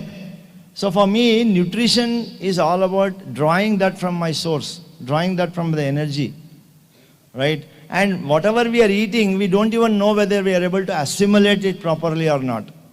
Because it also depends on your mental state. Either it will go completely into the drain or you are able to digest and assimilate it. So it's not just about all that facts and figures and the marketing things. So I started experimenting how simplified. What is that I can get, right? So I started making vegan curd at home, enjoying, because curd is again just a kick, right? You get that you have to have a curd. So I started doing my own choices. And many times it's a bit funny because I am not only a vegan, but at the same time I don't take garlic and mushrooms. So it so happened that I had gone to a annual conference in the US. So my boss or my manager, he ordered vegan food as one of the dish for everyone. And except me, everyone had it. He ordered it for me, but except me, everyone couldn't eat it. I could just survive one salad there. Because they was flooded with mushrooms in that food, right? So then for me, it's not about desperateness now anymore, right? So why I'm sharing this journey is, first thing first, it is a choice. Whether you want to really, just for your own satisfaction or the kick you get, do you want to really get into that cruelty? Do you want to really kill animals? No, it's not required. And this has become a cruelty industry now, the dairy itself. Earlier it was a compassionate thing where you used to have a cow as a member of the family. And not only taking care of that, but some milk was drawn and then you used to treat that with that sacred feeling in your heart.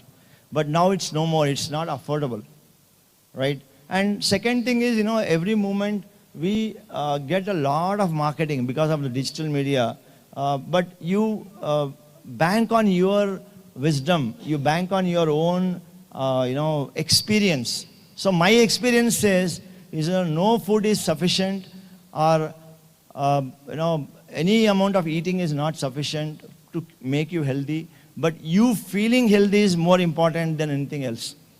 So I feel healthy always, right? I can climb up any mountain, I can do any feat, then I can stay without food at my choice, like, say if I don't like it, I don't even enter into that restaurants. It's not easy in India, So what I am now started doing is I carry my own box, or I see what are the options available, right? Because it's not easy. Even if you go to a non-vegetarian restaurant, I don't even step in because we don't know what type of food they are going to, because everything is a vibration, right? There is a signature of violence in the food. Every grain of the food that we have, there is a signature of violence.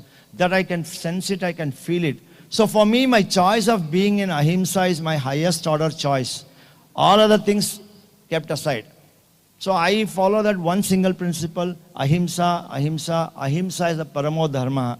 Okay, it's the dharma of highest order. So rest is all, just a namesake for me. And of course, whenever I feel, yes, there are some glitches here and there on my body and my health, then I program myself, because we are complete source.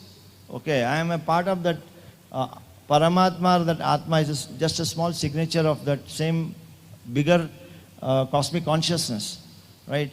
But why are we falling back onto lower streams or a lower frequency food? So start experimenting, take one step at a time, see what comes out. Take a 41-day challenge and see what comes out. Because out of sight is out of mind, right? So if you keep it out of sight for a few days, it's possible. For me, it was possible because every time I keep upgrading. So I conduct workshop on food and fasting, like, is food really a necessity? So with that background, for me, become a lot more easier for me to get into vegan diet now. So that's just a short sharing of my journey. I am always there for the next few days, so we can always have a conversation.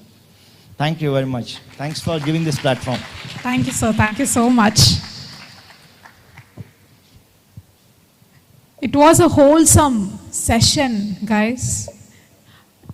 Did they make you feel did you get question from inside?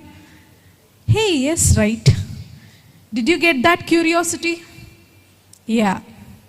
So this inside question that you got is maybe the starting point for some huge transformation.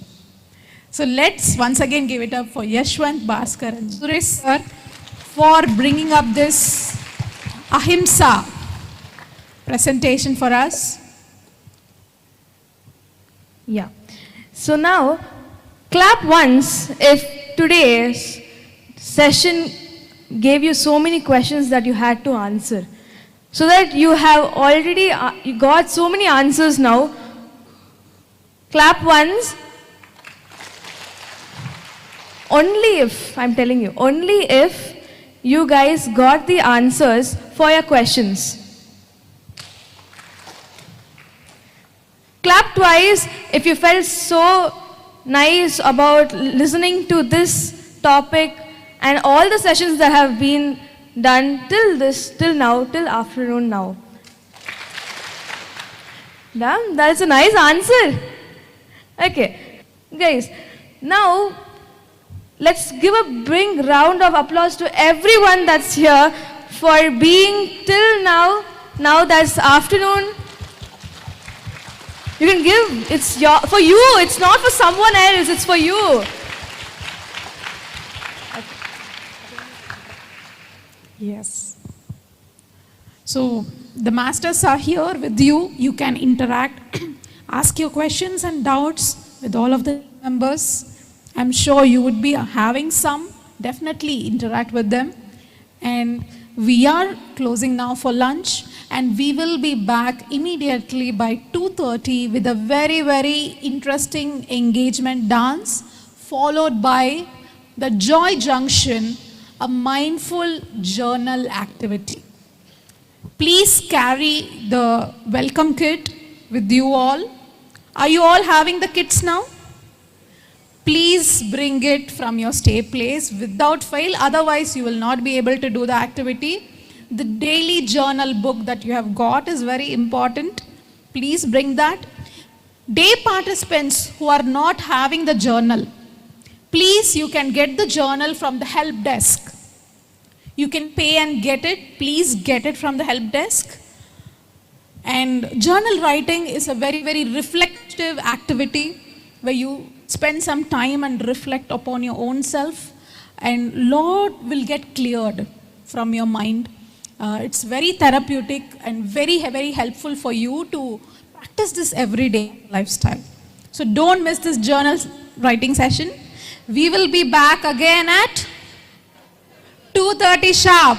Thank you all guys. Thank you so much.